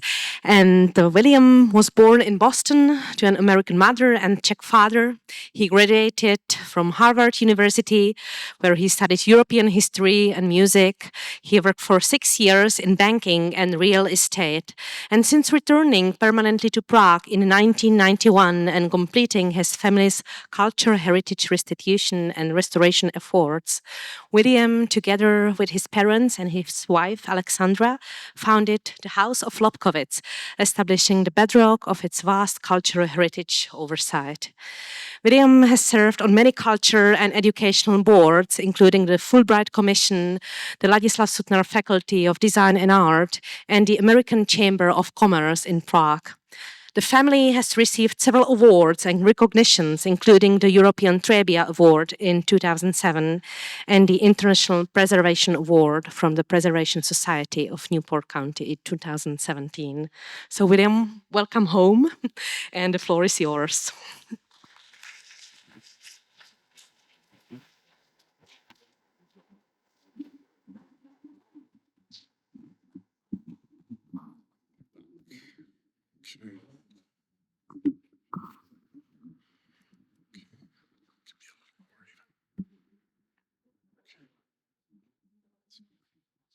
Good afternoon, ladies and gentlemen.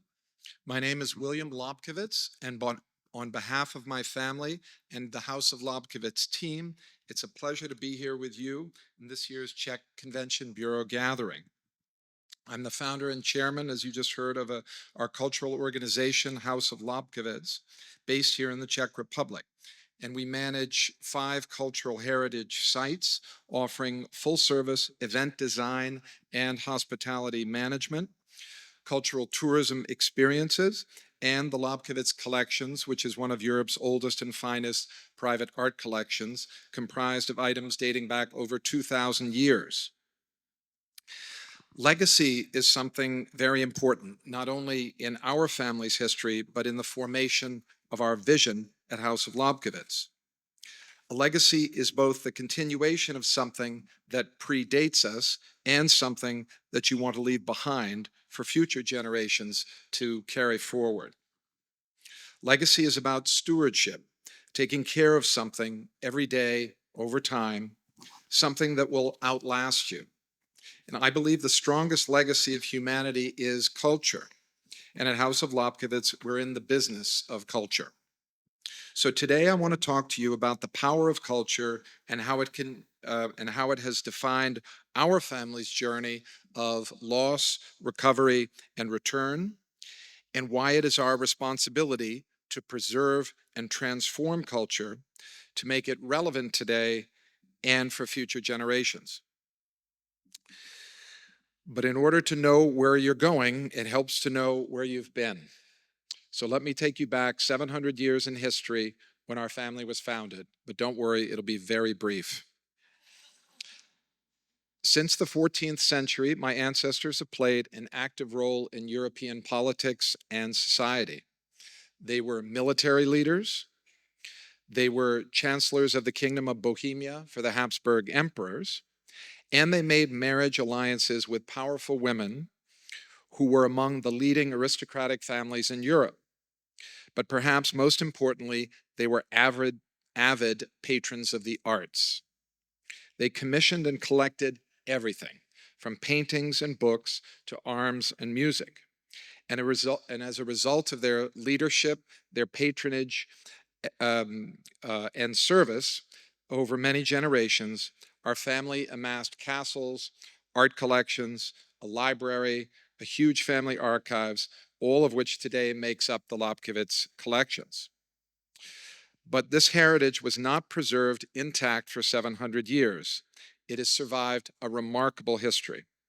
The greatest shift in our family story took place in the last century with my grandfather, Max.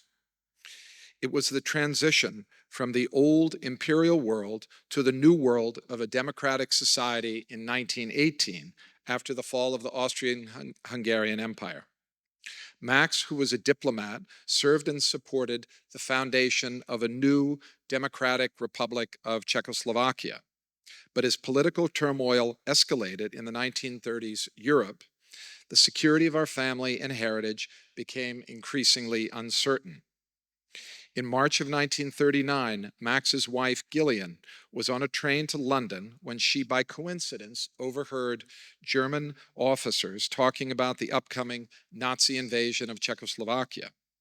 She immediately warned Max, who narrowly escaped with their 3 children one day before the Nazis invaded. Max was declared an enemy of the Nazi Reich, and all his property was confiscated.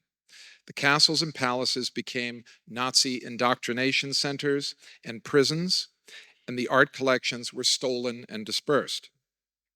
The 250-room Rodnice Castle, the historic ducal residence of our family, was converted into an SS Nazi military training school. The original spaces housing our family's historic library and archives were destroyed and turned into communal washrooms. 6 of our most important paintings were selected and stolen by Hitler himself to be included in his unrealized Führer Museum.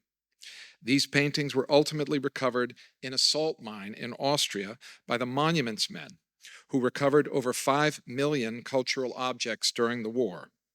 Thanks to them, these paintings are back in our collection and on public display upstairs. During the war, Max served as the Czechoslovak ambassador in London. In 1940, he and Gillian sent my father and his 2 brothers to safety in the United States. They traveled by boat, the same boat that was torpedoed and sunk by the Germans on its return to Europe. My father was only 11 years old and wouldn't reunite with his parents for several years. The boys arrived in Boston, Massachusetts, and were cared for by a woman named Sylvia Warren, who saved refugee children from all over war-torn Europe and placed them in families in the United States. Without her generosity, our family wouldn't be here today. After the war, Max returned to Czechoslovakia to recover what had been stolen, only to lose it all again in 1948 when the communists took power. The borders were sealed, and Max had no way to escape. Gillian came up with a ruse. She sent Max a telegram from London, pretending that she was gravely ill. Communist officials granted Max a 2-day pass to visit her under the stipulation that he would return. As he was about to depart, he was stopped by an airport security guard who received a phone call from a communist official who told him not to let Max Lobkowitz leave the country. The guard lied to his superior, claiming Max had already left, and let him go.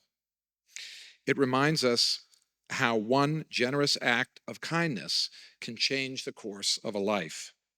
So Max left, this time for good, with nothing but his hat and his coat, leaving his homeland and heritage behind.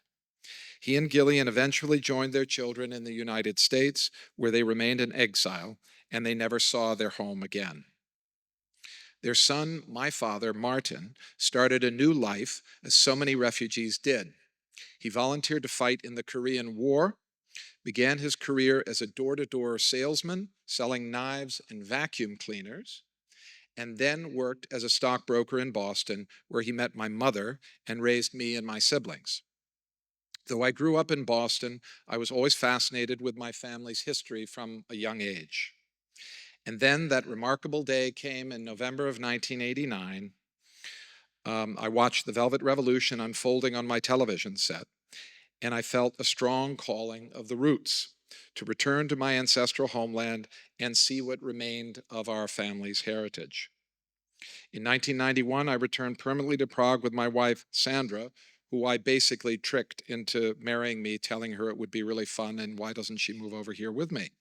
By the way, I think she's here. Sandra, would you just stand up so everybody can see you?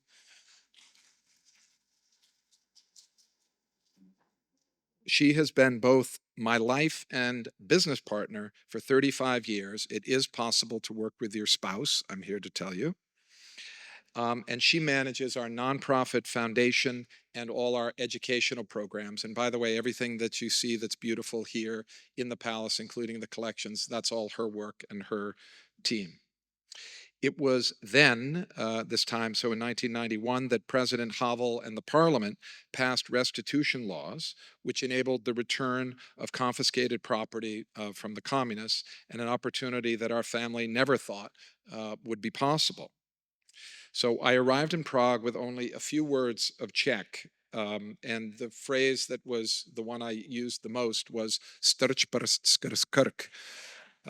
For those who don't speak Czech, it has no vowels in it, and it means stick your finger in your throat. And people were quite amazed that I could say that, but that was and pivo, beer. I knew those words. That was it. I arrived in Prague, so basically without any Czech and no certainty of what the future would hold. But what I did have was faith, and that faith was guided by a very important question. And the question was, what would I tell my children and grandchildren if we didn't even try to get things back and to be part of the changes in the country? So I hired a lawyer and began the restitution process.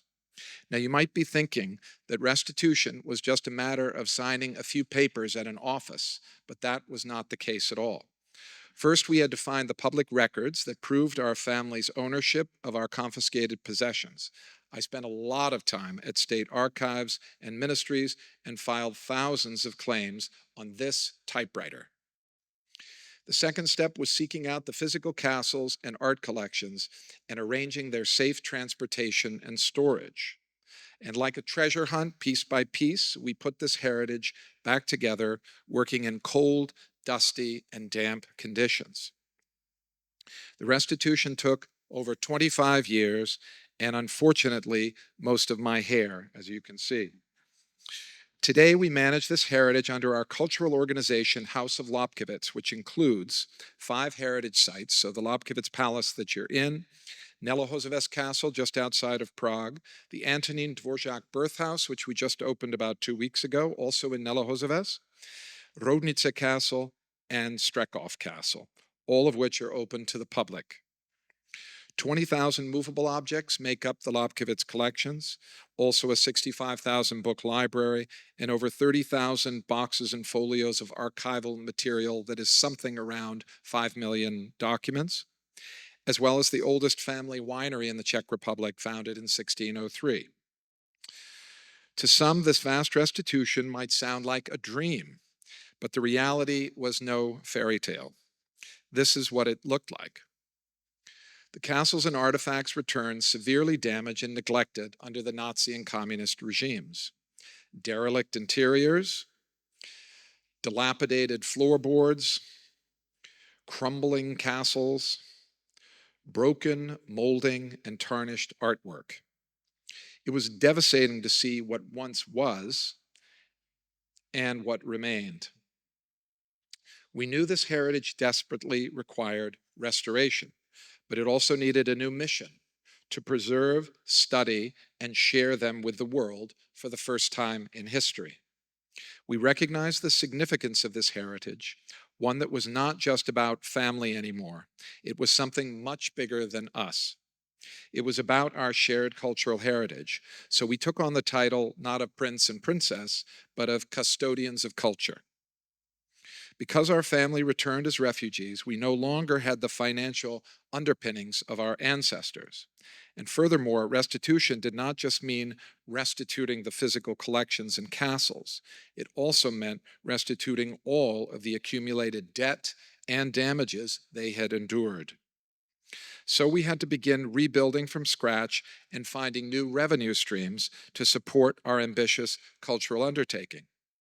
My mother, now 95 years old, established a U.S. nonprofit foundation called the Friends of the Lobkowitz Collections in 1993.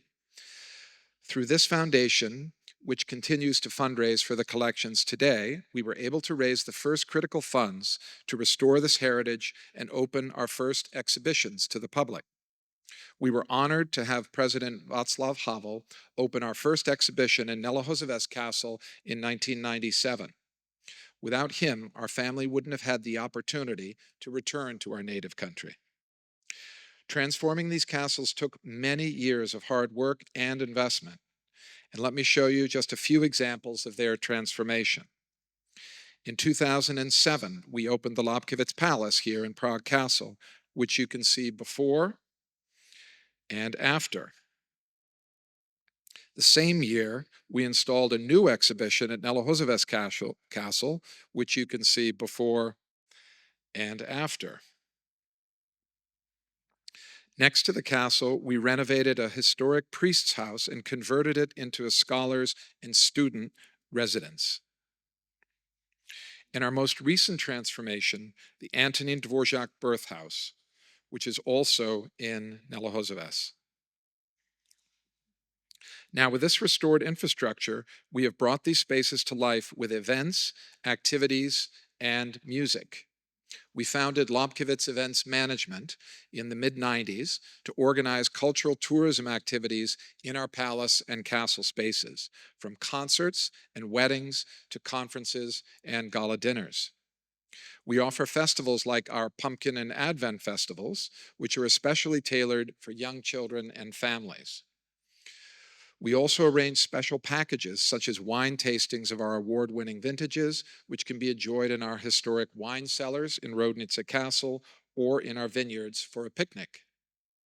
These historic spaces are not just venues for events.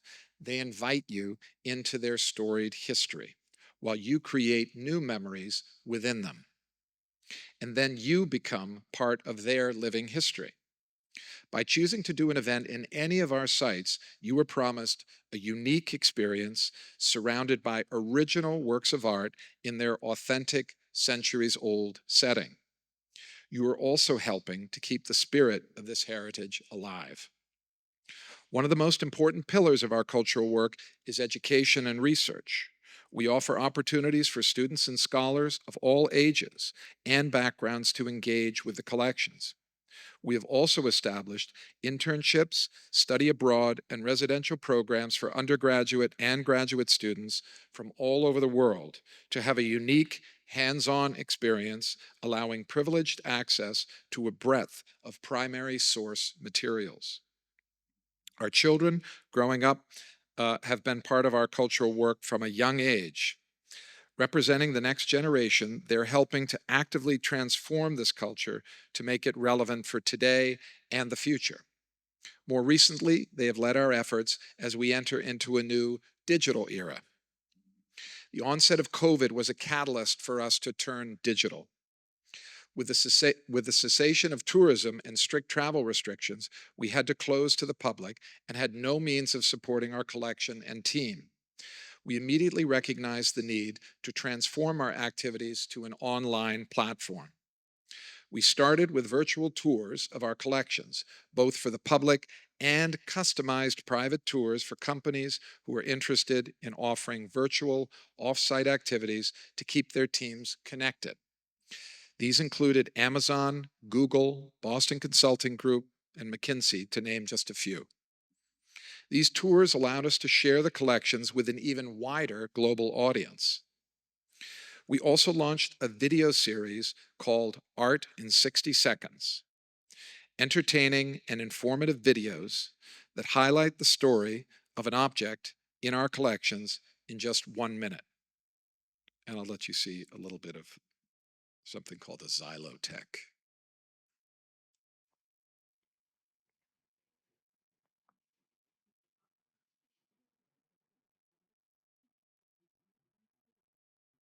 It's a book that's made out of all the elements of that tree so you can study them, and it's one of the most unique collections in this country. So everything inside, you'll get a pine cone, you can see some of the things, and that was how you could teach people and really have a hands-on, and then you go out in nature and see these things, but this is just one example. Our next video series was called Yogart. We filmed yoga classes in various spaces at Nelahoseves Castle. Each class was inspired by the collections, creating a unique yoga practice that was both educational and relaxing. My children then started venturing into the world of blockchain technology. For those of you who are unfamiliar, like me, blockchain is a decentralized and publicly accessible digital ledger that stores and records data and transactions, including cryptocurrencies and non-fungible tokens. You might be wondering, why should a cultural institution be interested in blockchain? Because blockchain technology has three important qualities. It is available to all, it is not controlled by a single authority, and it can't be changed. If you apply these three qualities in culture, it offers a compelling opportunity. We wanted to learn more, so we created a platform that could bridge art and technology. As a result, Non-Fungible Castle was born. Launched in 2021 and repeated in 2022, Non-Fungible Castle brought together the art and technology worlds for a 2-day event in Prague. The goal was to create a conversation space to explore how blockchain technology can engage with cultural heritage practices. This event included an exhibition, conference, and cultural program. The temporary exhibition, which was free for the public, displayed digital works of art and NFTs, or non-fungible tokens. NFTs are digital assets that certify authenticity and unique ownership of a digital item, and they're recorded on blockchain. This was the first comprehensive NFT exhibition in the Czech Republic. We also decided to experiment with our own NFTs inspired by our collections with the aim of showing how technology can enhance the visitor's experience of art. So one example is here. It's called The Unseen Gaze, a painting by Paolo Veronese of David with the head of Goliath. It's now on display at Nella Joseph's castle. This painting underwent X-ray imaging that revealed an underdrawing of another figure. This NFT transforms between the underdrawing and the present-day painting, showcasing how technology can allow us to see what we can't see with the naked eye. Another example is Forgotten Menuet, a piece of lute music composed by a female Lobkowitz ancestor in the 18th century. By virtue of being a woman, she did not get the recognition she deserved in her time. So we created an animated version of her menuet, overlaid with a recording of that music by a professional lutenist. This music hadn't been played or heard in over 250 years, paying homage to the forgotten female voices in history. The conference was an opportunity to feature international speakers on various topics, from art in the metaverse to members of the EU Commission discussing the legal and regulatory aspects of this emerging technology. We also welcomed Sophia from Hanson Robotics in Hong Kong, the most advanced AI humanoid robot in the world. And some of you may know, she spoke at the United Nations about 8 or 10 years ago, and she has Saudi citizenship, if you can believe it. Quite a remarkable invention. But perhaps the most influential outcome of our exploration of blockchain was a model that we created called proof of patronage. In an age in which truth is eroding and misinformation is spreading, our cultural history is continuously at risk of being stolen, rewritten, forgotten, suppressed, or worse, destroyed. As a family, we've always believed that the inspiration for something new always comes from something old. In that spirit, we wanted to show how we could leverage blockchain technology as a tool to record the truth of history and preserve culture in perpetuity. So we created Proof of Patronage, a blockchain-powered platform that restores and preserves cultural heritage. How does it work? We create NFTs of works of art in our collections that need restoration. We set the cost of the NFT at the cost of the restoration of the underlying physical work. As a patron, you can adopt that NFT, and your donation directly funds the restoration of the original work. The donor first receives an NFT of the damaged work of art and later a post-restoration second NFT in its restored state. We now have a permanent proof of patronage platform and website where interested donors can adopt a restoration project, offering a unique way to support cultural heritage using modern technology. Through proof of patronage, we have restored 71 works of art. This model has become a new channel to connect to younger generations and to expand a growing community that invites people to participate in and support culture. Beyond blockchain, we've also explored 3D scanning technologies as a tool of heritage study, education, and preservation purposes. We worked with the Czech Technical University to 3D scan one of our properties, Strekov Castle, a 14th century Gothic ruin. We also tested 3D scanning of objects in our collection, such as this shoe from 1700. 3D scanning technologies allow us to expand and enhance the scope of our research and educational offerings worldwide. We're also looking at the use of AI and how large language models can help expedite the time and resources needed to catalog and digitize our 65,000 volume library and our 5 million archives. Though it has been a long journey, one that will continue for generations to come, we strive to lead our lives with love, resilience, and especially a good sense of humor. It's nothing short of a miracle that this heritage has survived against all the odds of history. And it's both a privilege and a responsibility to steward this heritage to ensure its preservation for another, hopefully, 700 years. Our mission at House of Lobkowitz is sharing the past and creating the future. It is not enough to just passively preserve culture. We must actively transform it to make it relevant and part of our lives today and for the future. Just like a roof, in this case, Rodnitzer Castle, culture is the foundation upon which we all stand. And if we preserve it with patience and with care, tile by tile, we can create something new, something that lasts, the continuation of a story that can be told for generations to come. That is the promise of starting again. You can't change what has happened in history, but you can choose how that history will shape your future. So why should we care about culture? At a time when the world feels fragile and fractured, culture can act as a bridge, reminding us that we have more in common than what divides us.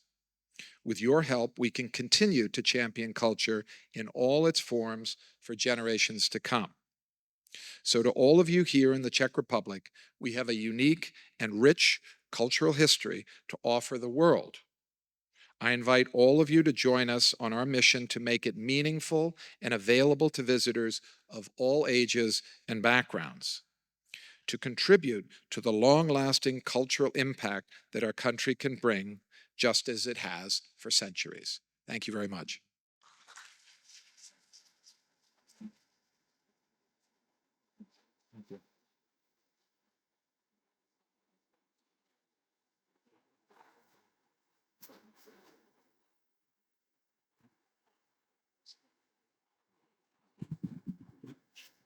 Thank you.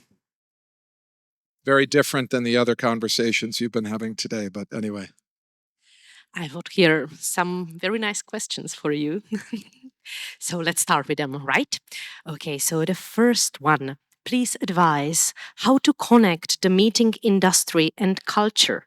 I believe nowadays not so many people are interested in culture. Yes. I think it's bigger than that. I think we're always trying to tell stories. We're always trying to have emotional experiences. And we always try to put ourselves in the first thing we want to know is who is our audience and what are they looking for? So we always want to be very good listeners. And once we learn what the client wants, I mean, I'll just use the example of us and how we do things, then how can we make this experience a success for them? And culture is a wonderful way because we always talk about it as oxygen. It's the air we breathe. We don't talk about it as what's culture and this and that. It's the first thing that's cut in hard times, right? They always go to the culture budgets of any country and they say, well, we don't need that. We don't need the culture. But in fact, we need it more than ever. And as I mentioned, some of the things about bridging, sitting with two political rivals, they can sit for an hour and listen to some beautiful music and go up and see some art. And then maybe they'll have a conversation about how to solve the problems they should be solving and not just fighting with each other. But it comes into our industry. Weddings are the most wonderful and the most difficult because they're incredibly emotional. Everybody's very emotional. And so trying to we're always using the culture and the rooms, the history, the stories. We know a lot of the history of our place, so we can talk about family members who maybe had an experience, whether it was the Princess Lobkowitz Wilhelmina in the 18th century that I mentioned, who she was a very fine lutenist, in fact, better than her husband and her teacher, a man named, I'm going to forget his name now, Leopold Weiss. And we thought, well, we were looking for these stories to tell, and there's a story that could be connected with NFTs. I mean, it's all sitting right in front of us, I guess, is the short answer. And it's about how creative we can be, how we can put ourselves in the position of the people that are there. And you're serving people. That's the other thing. We're in the hospitality business. And so we are servants. We are, stewards of culture. As I said, we're not sitting and living in castles and things anymore because it's a different time. But it's a great joy to see people use the rooms. And now I will tell you what I usually tell groups like this when they come into our house. You have just been sucked into the Lobkowitz vortex. What that means is you are now part of the history of this house. That's pretty great. There were kings here, emperors here, a lot of great parties. My ancestor, the second prince, built this in 1612 to have big parties, but also to meet people and to talk to people. So I think it's about listening, being aware, and trying to make people go away with these special emotions and stories. And that's how they will remember you. That's how they'll remember the palace they were in, so that you'll come back again and recommend it to your friends. That's how they'll remember you as a service provider. If you're a DMC, or you're a wonderful person that has just been kind to them and made everything available and open to them. And that's how we all work. And so I think it's always going back to those simple things. How would we like to be treated? And we're in the hospitality business. So the more we can do that, I think the more successful we can be. And I'm very excited about Czech culture, which is why I was being a little bit nationalistic about all these wonderful Czech things. But they really are. But it goes for any country. There are people here from, Copenhagen and Slovenia and other these beautiful countries. Find the things that are great that you can use and weave them together in a good, interesting, compelling story for the people that you're serving. And if you do that well, they're going to pay you, they're going to love you, they're going to be your ambassadors in the world, and they're going to tell everybody about you and whatever it is you're selling or doing. And I think that's how we all get to success. Sorry, that was too long. I think I answered more than what you wanted to answer. I think everybody listened very carefully. So great. I have got here one more question, which is kind of personal. So, what is your true feeling when there is an event such as this one going on in one of your venues? We're alive. 700 years, we're still going. 20 generations of a family, I don't know how, we're still alive. We came back, all these things. You go to, a boat gets blown up by the submarines. Luckily, my father went the other way, and this lady saved him. All the serendipity of life, I guess, is how it is. And so I believe in fate. I believe in the afterlife. I believe that there are people that guide us and do things for us. And there's some reason that all of these things happened, especially as you saw, I was the last 100 years were crazy. We lost everything twice, got it back twice in 70 years. Different countries, I talk like an American, and I had to learn Czech, but all my ancestors were Czech. So it's always surreal, but I think the best is it's alive. That you're here, it means we're doing something right.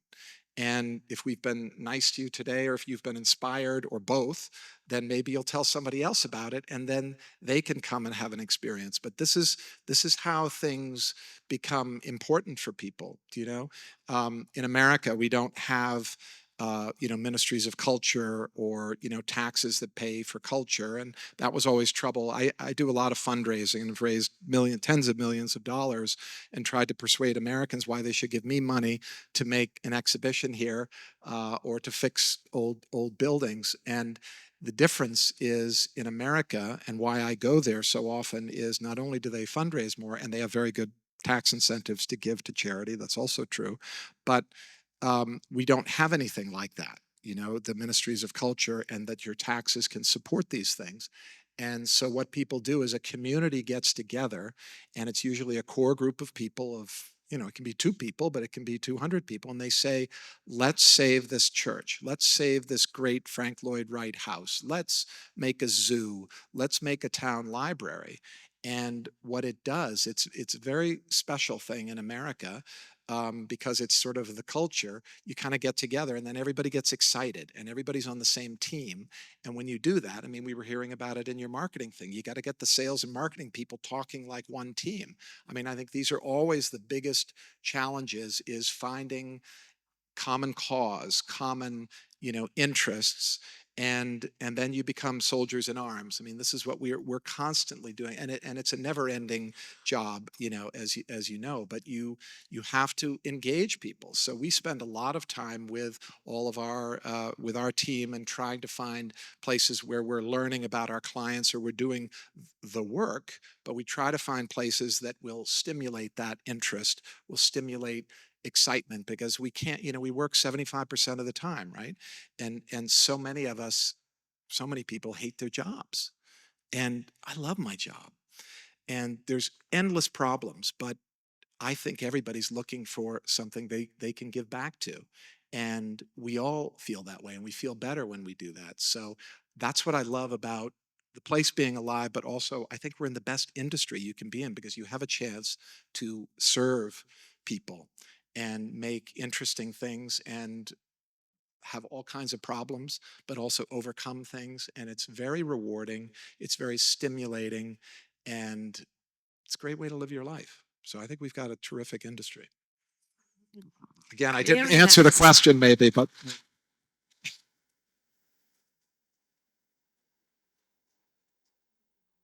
I think we could still try to answer at least one or two questions, right? Okay, so let's move to future now. So I've got here a question: where do you see House of Lobkowitz in 20 years? only 20 years? I can think in terms of 500 years if you want me to go further. 20 years. Well, right now, and again, it's why I put it in here, but AI, you said it, we can't live without it. Okay. So we've got to get into it. So ChatGPT, I mean, I love ChatGPT. It's so great, but I don't want any of the, what happens to the analog things? It can't all be machines. We all know that everybody's on the phones. We all know it's a crisis. We all know it's a crisis with families and with our kids and with the future, right? We can't, we have to harness this, and we don't yet know what it's all about, but it's definitely a revolution.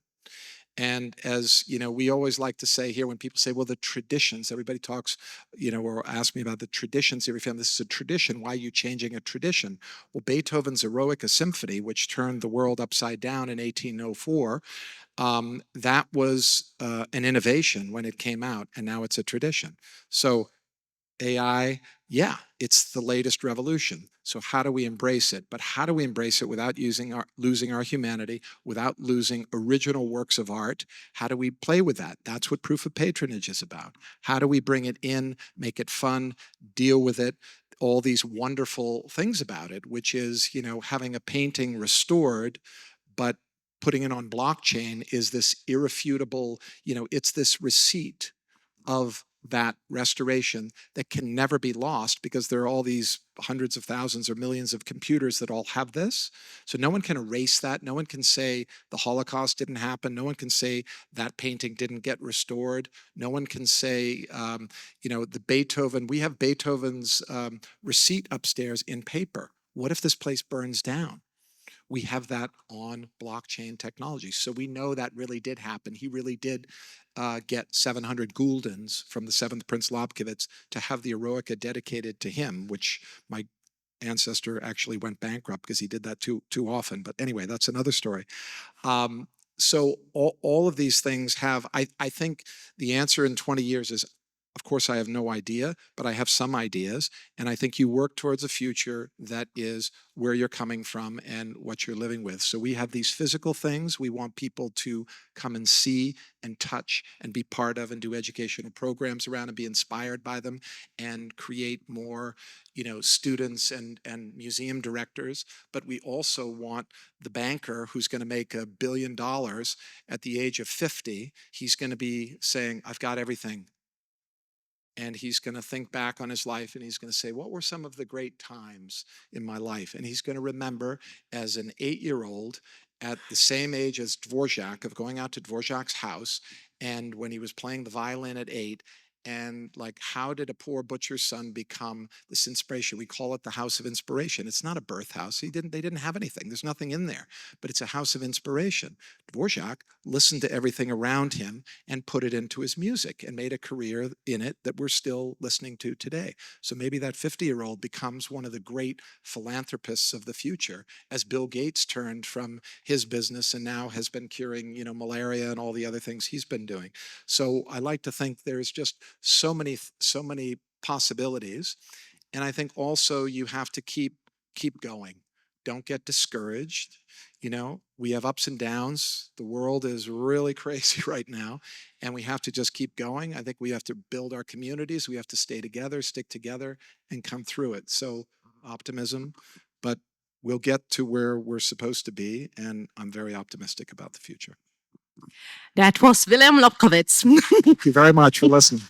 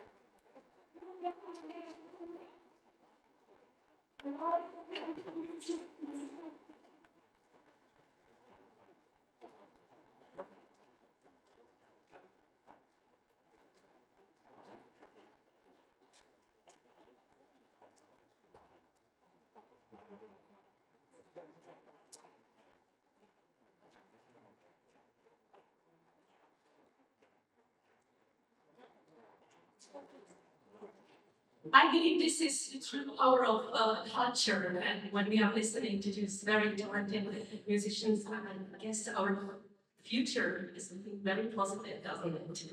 Wow. But that's it, actually, from our side. Yes, we are at the end of our inspirational afternoon. Thank you once again to all of you for joining us.